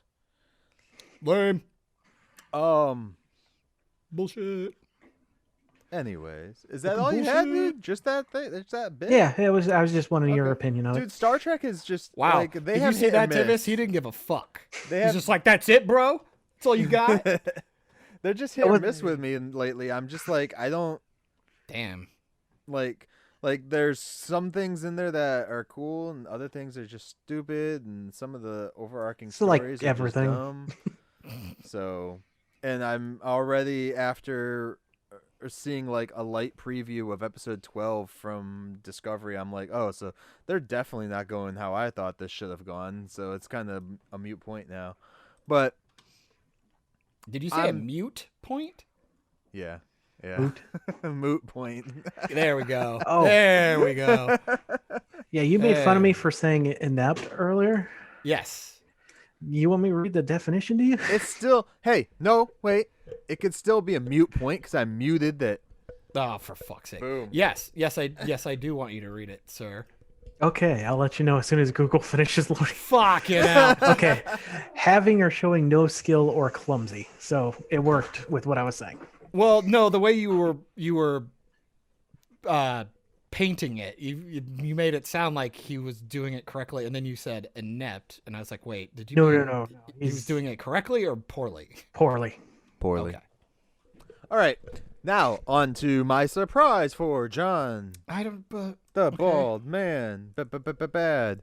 I'm scared. So last night, I was up last night. Last night you were up. Last night. All right, I was good up start. last night. Last night, I was way up so what? So hard. And it was a Tuesday, so you are allowed to be up. Yeah. If the hip hop community has told me anything, it's usually you go up on a Tuesday. Okay. Oh, I'll do that last, I guess. For fuck's sake. I thought it would be suitable for episode 100 for Okay. me to finally finish a journey that I've been doing with you, John. I finished Lord of the Rings Yes. last night, Oh, I'm creaming my jeans. and yes, And It you was- loved it. it was aight. spectacular. It was fucking this phenomenal. was the Return of the King. yeah, boy. So, yeah, there was a lot of shit I was like, they cut some stuff because I don't get what's going on right now. And it was like I think I watched the 3-hour version of it, 3.5 hour or some shit like Fucking that. better be the extended version, you bastard. So, yeah. Yeah, it's fantastic. Yeah. And you're welcome that you finally did it. I'm gonna thank me for letting you experience that. So now you guys got to do The Hobbit. No. I'm never watching that shit again. No way. That's got- on my list of 20, actually. I got through like a little over half of that first Hobbit film, and I'm like, nope. Yeah. Only way that's But- happening is if I fucking just decide to be a masochist and watch it like when I get the 4K collection. So that I comes with watched all it, of them. and the entire time watching the movie, You thought of me. I realized I need to go and watch Fringe again For fuck's sake. because How does that even happen? well, John Noble plays the king, the crazy fucking king in the movie that tries to kill his Wait. son. Wait, what? Which one? Well, The- okay, no, Two Towers. Rohan's already taken care of. So. Denethor or whatever. Denethor, yeah. From Yeah. fucking. Well, he's the doctor in Fringe, and I want to rewatch Fringe now because I saw him in there. I was like, Nick was like, he's fucked up. I was like, you should see him in Fringe. He's still fucked up, and he's a good guy in Jesus. that one. So yeah, I don't have anything to say about the movie besides it was meh You upset me. for that My film. wife is upstairs in my office making all kinds of noise. Yeah, That's she odd. stomping. You should join her. is the guy up there with her too? Oh shit. Do we still have milkmen? No. So What is so good about this third movie that you think I should like so much? Well, I it's not always about heard the the- third movie. It's about the whole. It's about the whole story being finished. Yeah, but I just watched the third movie, so tell For me. fuck's sake. Tell me. Tell me. I've always heard the battle scene is one of the most intricate, on par like- with Narnia. I think it's better than Narnia. I did like that Peter Jackson put in that the ghost army that shows up. Yee. It's almost exactly like the guys in Frighteners. Yee. It's like, that's awesome. He did do that on purpose, by the way. Oh yeah, I'm sure. Well, I didn't mean Narnia is up higher pedestal. I meant Yeah. they're both considered. I think it has some of the cool war speeches. I like Aragorn rising to the occasion, getting Isildur's blade, and So how did he become? Tell me how. Maybe I missed something on it. How did he become king? because he was the rightful heir. Okay. He just fucked off. That's why he was the ranger. They talk about it, I believe, in I think it's the first one, Okay. Yeah. or it might be the Two Towers. I- It's he has a scene with Arwen when she gives him the Everstar, Okay. God, it's and been so long. they talk about So- all that and the sword and stuff. I'm kind of disappointed though we don't get to see the guy who was like the Mad King. We don't get to see his son after they like pull him off the burning table. There's never another shot of him anywhere Yeah. else. And I was like, "Aw, that sucks." Yeah, just kind of that storyline kind of just ends because the just big ends. fight's happening and he has to fuck And off. I love how their fucking like thing is just like he just runs right off the edge of the fucking mountain. I'm like, did no one decide to put a gate there? Like, Yeah. what the fuck? And I like a lot of the fights. Like I think what's her face killing the Witch King was kind of neat. Like having Merry and Pippin be a little bit more useful into the story rather than just being chased after and talking to the Ents all day. Right. Like when Gandalf and God, I can't remember who's with who. I think Merry is with Gandalf. No, Pippin's with Gandalf, I believe. Yeah. And like watching fucking Ian McKellen fight with his staff and stuff, I thought was pretty dope. Music's still good. I like some of the big fight set pieces, and then obviously I like, I like a couple of the like 8 endings that it has. I like, Yeah. the whole Sam and Frodo thing at the end, like finally reaching the end, and then you find out that Frodo fucking failed anyway. I think that's a really interesting arc, and it's like you go through all of that. Sam ends up being like essentially the hero of the story, Mm-hmm. and Frodo actually fails. Like I find that really interesting. It proves like how strong the ring is, that he was gonna fuck off with it again, and then luckily Gollum ends up accidentally being the hero. I thought that was really cool. I liked Needed that guy from 300. just fucking have Leonidas just boot him into the and I love the I'm a gigantic pussy. I love the final scene in, well, quote unquote, one of the final scenes when Aragorn talks about how the hobbits kneel for no one. I was like, Yeah. oh, it's so good. It's like I think they really do tie up all of your main characters. They tie up those storylines really well. Like, granted, I understand that people are like, oh, it just ends like 90 times. I'm like, it's 15 to 20 minutes of the movie when you forget that this is damn near a fucking like 10 or 11 hour franchise. Yeah. It's like 20 minutes to sit there and make sure everybody gets their send off, everybody gets wrapped up. I think it's worth the time. You and I got to think say it's good. goodbye to every eagle. I think it's important, They didn't complain when they did it in Endgame. right? So I think it's I just think it ends really well. Again, I probably wouldn't say Return of the King's like my favorite, but I think it's relatively satisfying. Because I really like the Helm's Deep fight and all that stuff. I think Fellowship of the Ring is the best one. I think the first one's the best one for sure. But there's just so much good stuff throughout all three. What And the it's just fuck like, can Gandalf actually do as a wizard? they keep that vague for a very good reason, especially when it's the whole idea. Because in the Silmarillion or whatever the fuck it's called, he explores that a little bit because there's like blue wizards, gray Yeah. and white wizards, and they all like do something different. So they try to keep that shit real vague. Yeah. Which I'd prefer they do that than introduce like 90 fucking rules and then accidentally break them. Well, like in the 90 first times, one, you know what I he mean? holds back the one like giant demon thing, and then like he can't do anything else after. Oh, my fucking favorite part is that he's like, your swords will do no more here. And then what's he do? He fucking kills it with a sword. Yeah. I was like, all right. Just wanted to say something cool, huh? It's crazy. But I just think it ties up everything. Usually my main complaints are probably the ghosts. Like, luckily it's a one-time thing, but I do think it's relatively convenient that it just washes over everybody and fucks them all up. I was like, Yeah. oh wow, that was easy enough. I just But- don't get why he doesn't use his magnetic powers. Magnetic powers? Oh, like when he grabs the sword in the two No, towers? because he's No, because Magneto. it's Magneto. Oh, you're an asshole.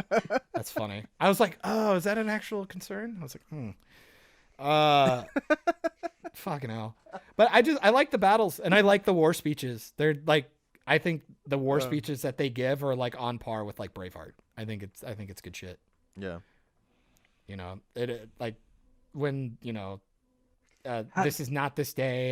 And you know, like he gives a speech telling his people like, hey, we're pretty much just going to ride in and die now, but don't be pussies about it. Let's go. Like, I love that speech. Like the Right. King of Rohan. It's like, we're literally just, it's a suicide mission. But the whole point is because we have to buy time for Frodo. At the end of the day, the whole point is making sure that there's enough time for Frodo to get his shit done.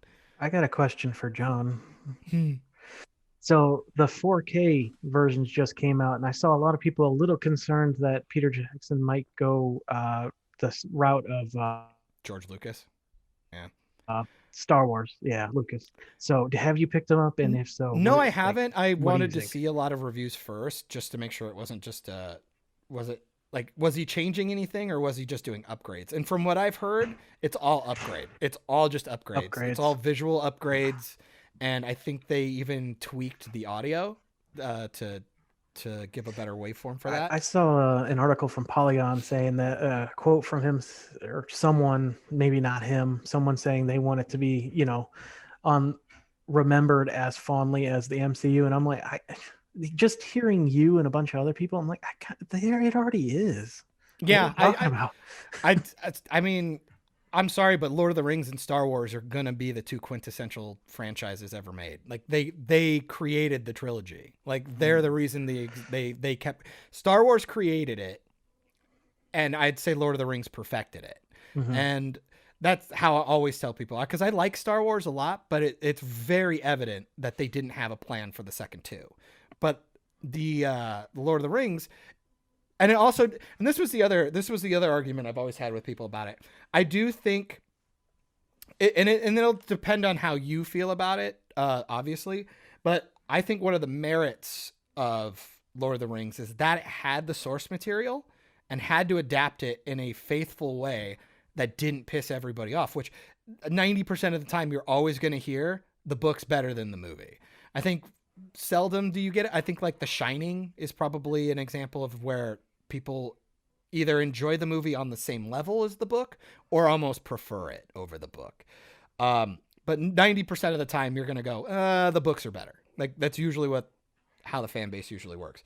And with me, I think that is really indicative to how good Lord of the Rings is that usually the only thing people bitch about is that they didn't put in Tom Bombadil, which I've always argued. I think it's good they cut him out because I think it diminishes Frodo's struggle, and it really I feel like it almost nerfs the ring because Tom Bombadil he's not affected by it at all. And I go, well, at that point it makes everybody else seem like a bunch of assholes. And Which one is that? Which guy is that?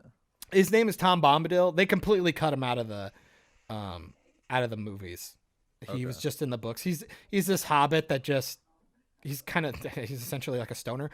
And he just has like no wants or needs, so the ring doesn't affect him at all. Like it doesn't corrupt him, which I go, when you introduce a character like that, I go, it just really diminishes the weight of what the ring really does to everybody.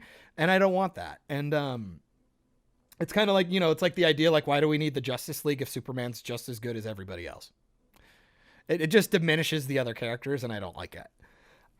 So I'm happy they cut that out. Some people aren't, but I go, the fact that they made so many people happy and it's still so beloved, it really is a testament to how good that trilogy really is. It's like the casting's there. Everybody really cared about it. The special effects and the artwork is all there. The music's iconic.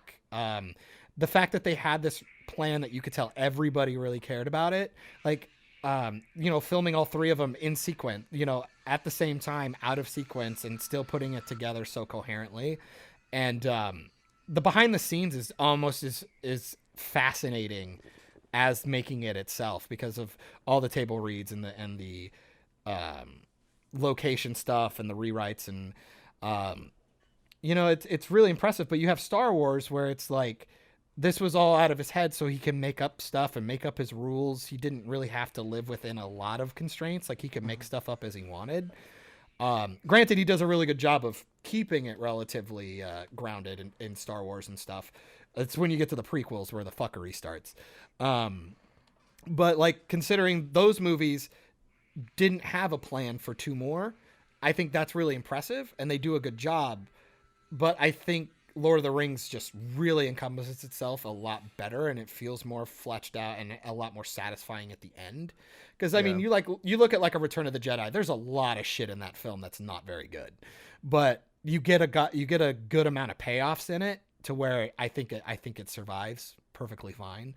But Lord of the Rings is relatively solid the entire way through. Like, I think, there's some dumb moments. Like, people do talk about the Eagles, which I think with having the Nazgul, I don't think that's that big of a problem.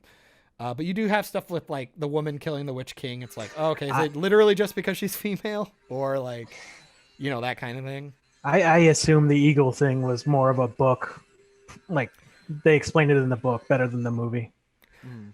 Probably. I just always say, don't forget that the Witch King rode winged creatures, so maybe they were just like, fuck this, we don't want to. But I think they just had a lot of achievements that people just, I think people understand how good it is, and there's a reason why they wanted to go back and try and do The Hobbit. I just feel Gandalf should be able to do more than ride a fucking horse. Well, I think He's the whole just a point normal is person at that time. Well, I think the whole point is that you want to keep them grounded. You don't want them to show up and be gods, because it nerfs everybody else. Like, he has powers and stuff, like, like how he could bring the sun in and make it a little bit brighter, and he's fucking. There's also casting orb of light. What was the other one? Oh, when they do go and save the dude from getting killed by his dad, I'm like, wait, there's like hundreds of people about to get slaughtered, but you're gonna go and save one person from not getting killed to death.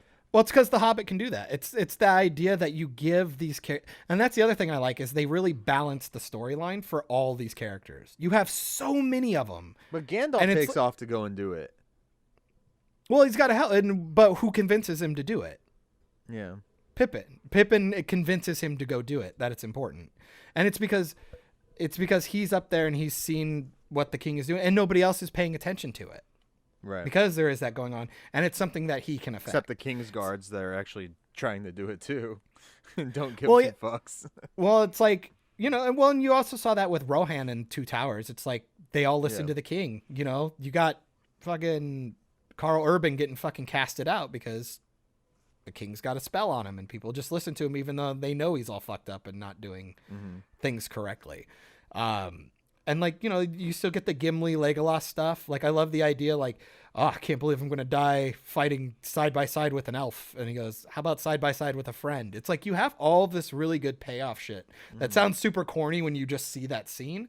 But when you're like, they fucking couldn't stand each other back in the beginning. And these are all characters that have really grown together. And you describing that really, I've been watching the behind the scenes for Mandalorian, and Dave Filoni was expressing, what he loves most about Star Wars, and it's the family aspect. And that kind of sounds, like you were saying, it started with Star Wars and they perfected it. That group of people became more than just a group of people. Well, that's what character arcs are. That's why these people stand the test of time, is because they're relatable. Yeah. Just because it happens in a fantastical world doesn't mean it has to be unbelievable. And it's why you like Tony Stark. It's why you like Steve Rogers. Steve Rogers goes from an American loving government guy to he's weary of organizations, to Iron Man's this rogue guy who doesn't care about the rules and wants to play by his own thing because he thinks he's got the correct answer all the time. And then he ends up being the guy who wants to work with the government. You know, it's really interesting where these people go because we knew where they started. Yeah. And we can relate, like with Luke Skywalker, we can relate with that guy who's on a moisture farm feeling like he's not doing anything with his life and he's bored and wants more purpose and wants to go off and do something, to all of a sudden he is this fucking almost like a mythical badass that people haven't seen for hundreds of years. And it's and he doesn't get there. It takes like 5-10 years for him to get to that spot for his character, and when you get the payoffs, they're pretty good. And he's still not even as badass as people try to paint him as. Like, that guy you see at the end of Mandalorian season 2 is not the dude you see in Return of the Jedi. Like, he doesn't win just because he fights with the lightsaber good. He wins because he didn't kill the Emperor. Anakin did. He uses his optimism and his humanity to turn the fucking shittiest person in the galaxy back to his side. And that's really impressive. And you see shit like that all the time. And it's like, that's why people like those characters. It's why you like Arnold Schwarzenegger in fucking Terminator 2, a robot who the line at the end goes, I know now why you cry, but it's something I can never do. Like, what a fucking cool line. It's because we know he's a robot. But then they get rid of that in Dark Fate, doesn't he? Isn't he able to do like all those human emotion bullshit? Yeah, he learns compassion. Fucking Christ. It's one of those things where I just go, I think people constantly break these characters down into memes, into they get like 3 little checklist points, and it's like, man, you completely missed the point. It's like, what's Luke Skywalker have? He's got the cool black cloak, the green lightsaber, and he flies an X-Wing. It's like, that's it? I was like, that's it? That's all you got? Like, you don't think about that, like, he's like super optimistic. He'll even when the odds are stacked against him, he'll show up and fight just to do what's right and save his family. Because Yoda's telling him, like, no, you can't fucking go. You're going to get your ass kicked. Like, don't do that. He's like, but I got to save my friends. Yeah. Like, that's all it is. And people think he's just like, oh, you just need him to be God. It's like, no, I need him to be the guy that I remember seeing him through 3 movies. Like, that's the whole thing. It's like, either I think that people or give me a movie or something showing me of his descent into, like, look at Men in Black 1 versus Men in Black International. What is the Men in Black franchise? Oh, duh, it's big glowy silver weapons, an underground thing, and Men in shooting Black aliens. International disregards all the information we get from the first one. That movie can fuck off right now. Because what's the Does whole it have point? the cricket? Will Smith, fucking hell, probably. Actually, I think they do. I actually do think they bring it up. The noisy cricket? But It it's doesn't like, matter. The first fucking movie shows that Kay, right? Yeah. Is there before Men in Black get initiated before, and then they're like, oh no, Men in Black's been around for all this time. I'm like, no. well, and also just go with how the story introduces itself, and it actually harpens back to what we were talking about with the comic books, this passing of the mantle. In the very first scene, you have Kay and his partner, who's older than him, going, I need to retire, and Kay neuralizes him and moves on. So now we know how that happens. So then it comes all the way full circle when Kay wants to stop at the end with Will Smith, and he ends up with the girl as his partner. And so you get to see that process off screen. I know, fuck me, right? And you get to see the passing of the torch. So when it comes at the end, it's a payoff. On top of the fact, you get Will Smith, who is the everyman that we're supposed to relate to while he's getting all the information, but he works hard. He's not just given anything. Yeah. He has to pass the tests, and even without that, it's like they picked him because of his determination and what he's capable of. Even though you have all these other high elite military men, that's not what he's looking for. And then you have but then you have the message from Kay. It's like, I love it. a human is smart. People are dumb, stupid, panicky animals, and you know it. And then he talks about how, a couple hundred years ago, we knew that the earth revolved around the sun revolved around the earth, and we knew the earth was flat, and this and that. And it's like, and just yesterday, you knew we were alone on this planet. Imagine what you'll know tomorrow. And I'm like, that is one of the coolest fucking things that you could put into a silly comic book movie. You know what I mean? That's true too. And that's what happens when you when you can really respect the thing that you're doing. Like the MCU worked because a lot of those movies were respected, and you wanted to give these real moments. Like that's why Captain America works. The character who has no power, and he's willing to jump on a grenade, even though he's the shittiest one in the bunch, you can tell. And that's what Stanley Tucci tells the guy. It's not about, the strength of the man. It's about, it's about the man, the strength of their character. It's about the strength of their character. And those are things that people need to learn. And if you can have it delivered in a fun, entertaining way, and have it to a point where it sticks with you and moves and works with the test of time, it's like, that's more valuable than almost anything else you can think of. And it's, I don't care if you got your morals from Luke Skywalker, as long as you have good morals. It's just one of those things. I just have the animated theme in my head now. But it's just one of those things where I just think a lot of those stories work because they had actual character arcs. You don't have that shit with Rey. Rey's a blank slate and is the exact same character until the final titles, and then she steals somebody's name. You see the same shit happening nonstop now with everything. Like, well, that's why people are pissed off. You're seeing the pattern. The original Ninja Turtle movie, the 1991 that we're going to end up eventually watching sometime in the next 20 months or so. Hell yeah. Like, that one has so much in it, but then you go to the remake or the reboots or whatever those... The Michael Bay's. Michael Bay produced ones. It's like you don't get a whole lot out of those characters that you did from the original one, Yeah, they try to, but it's just not there. It's not. It's very surface level. Yeah. It's everybody is there. It's like, because it's like we've talked about this with Scooby-Doo. We talked about this, and now we can talk about it with Turtles. Like, what are the Turtles? When these people are rebooting it, it's like, what are the Turtles? They're four brothers that they learn karate and from a rat. It's ninjutsu. And they all have their own weapon. All have their own weapon and their own colored bandana, and they eat pizza. Like, that's what they do. And then they try to write a story just around that. And it's like, no, in the first one you have Raph, who is an edgy, misguided guy. You got Leo, who wants to, become a leader. You got Mikey, who is just kind of a silly guy. And you got Donatello, who is the more intellectual one. And it's like those two yearn for the outside world more than the other two. And Raph's actually going out there against the wishes, Yeah. And then you could have really done some really good stuff with Casey Jones, and you get Stephen Amell, who'd be a good vigilante, who's got a decent range in acting, and you fucking just wasted him. You just wasted him. What is Casey Jones? I don't know why, but I feel like they made he'd him be a a cop! great vigilante. Can't imagine why we'd ever think that Stephen Amell would be able to pull that off somehow, but and then they made him a cop. It's like these are people who don't get it. Like, or like you see the new Scooby-Doo stuff, and Scooby just straight up talks.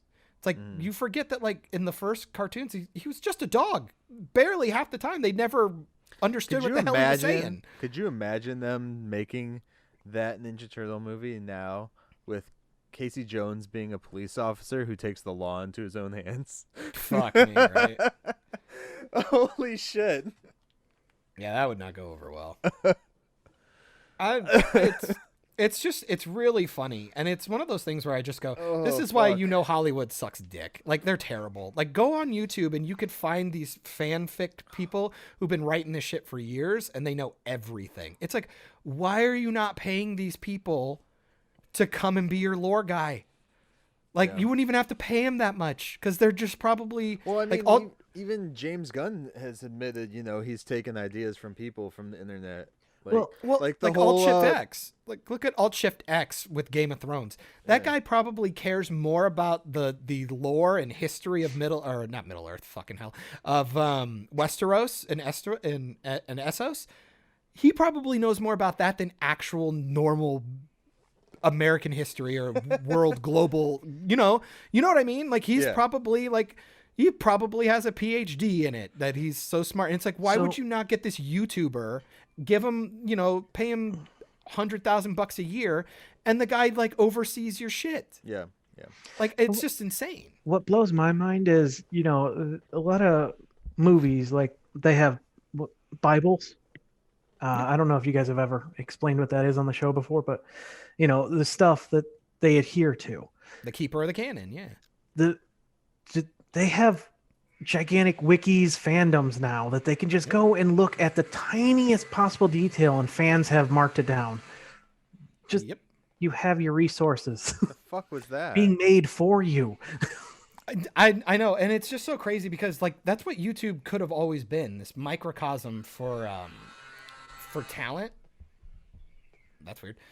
For like talent and stuff. Like it's essentially, YouTube's just a chance for everybody to put out their audition tapes for everything. You know what I mean? And it's just like, you would make your life so much easier just going out and using this talent that's already asking you to be used. And it's like, but no, they want to keep it all nepotism like, and then you get like people like Lily Singh who get a fucking like late night show when she's not even remotely funny. I don't know who that is. Well, exactly. It proves my fucking point. It's like, it's one of those things like, why wouldn't you have PewDiePie having his own show and talking about games and shit like that on a mainstream network? Because he has a fan base that's so big, but he does something a little edgy, or he doesn't talk to your liberal talking points, therefore he can't be part of it anymore. And it's like, that's just so lacking in future think. It's so bad. I hate it. It drives me nuts. Like, there's no reason why these franchises that have existed for like 30 years should ever have a reboot that's that shit. It really just shouldn't. There's just too many people who care about it. Remember to John, remember. I need Bad Boys for Life too. The 5th of November? When you think about these bad things, pray. Bad always pray. And end it with a woman. Okay. I can't believe that happened. I still can't believe that was a real thing that happened on national television. Was that the quote? No, did you hear about that, Tivis? No. This fucking idiot was. I think it was. He was doing the speech to open the Senate. No. The sad thing is, he's an actual pastor. No, he's a minister. Minister. He's a minister, and he did a opening prayer to open the Senate hearings. I want to say it was Senate or congressional hearing. He does this whole thing, and at the end he goes, "Amen," and "A women." No, not only that, he also, before he did that, he disrespected everybody's religious belief by basically saying everybody prays and talks to the same God and believes in the same being. Which is same obviously being, not even God. Which is obviously not true, and it's actually blasphemous to say that. But the fact that he said "a women" just fucking blew my mind. It just shows you how Please tell me it was a dumb these joke. people are. Nope. No, he tried to play it off. I saw a video where he was trying to play. I was like, bullshit. You don't joke like that at where you're at, you know. At least make it clear. Well, that's also not the stage to do it on. This isn't the presidential press briefing roast of the president. You know what I mean? It's like, you're not here to joke. Okay. But I am here to joke. A women. I am always here to joke. A woman. Since we have your attention, everybody, I would like everyone to remember you can buy Operation Babble swag on our Teespring account, teespring.com/operationbabble, and you can get this dope shirt. If you're watching the video, you can see it. If you're listening, you can go and check out the video, or just go to the website, description in the link below. Also, everybody, finally, we got a Patreon set up for the podcast. Oh my God. Goodness.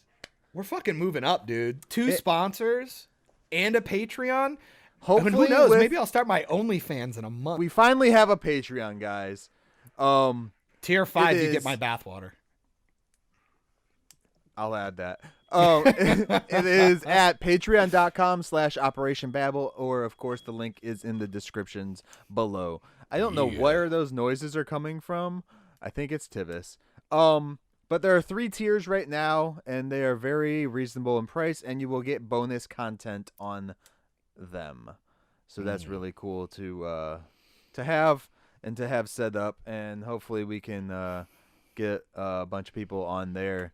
Help support us and keep these damn mics on. Maybe get some better mics too. And turn this mic on. Woohoo! Get it? Because he's the host. If you're audio, I'm pointing at him right now. So. You're below me.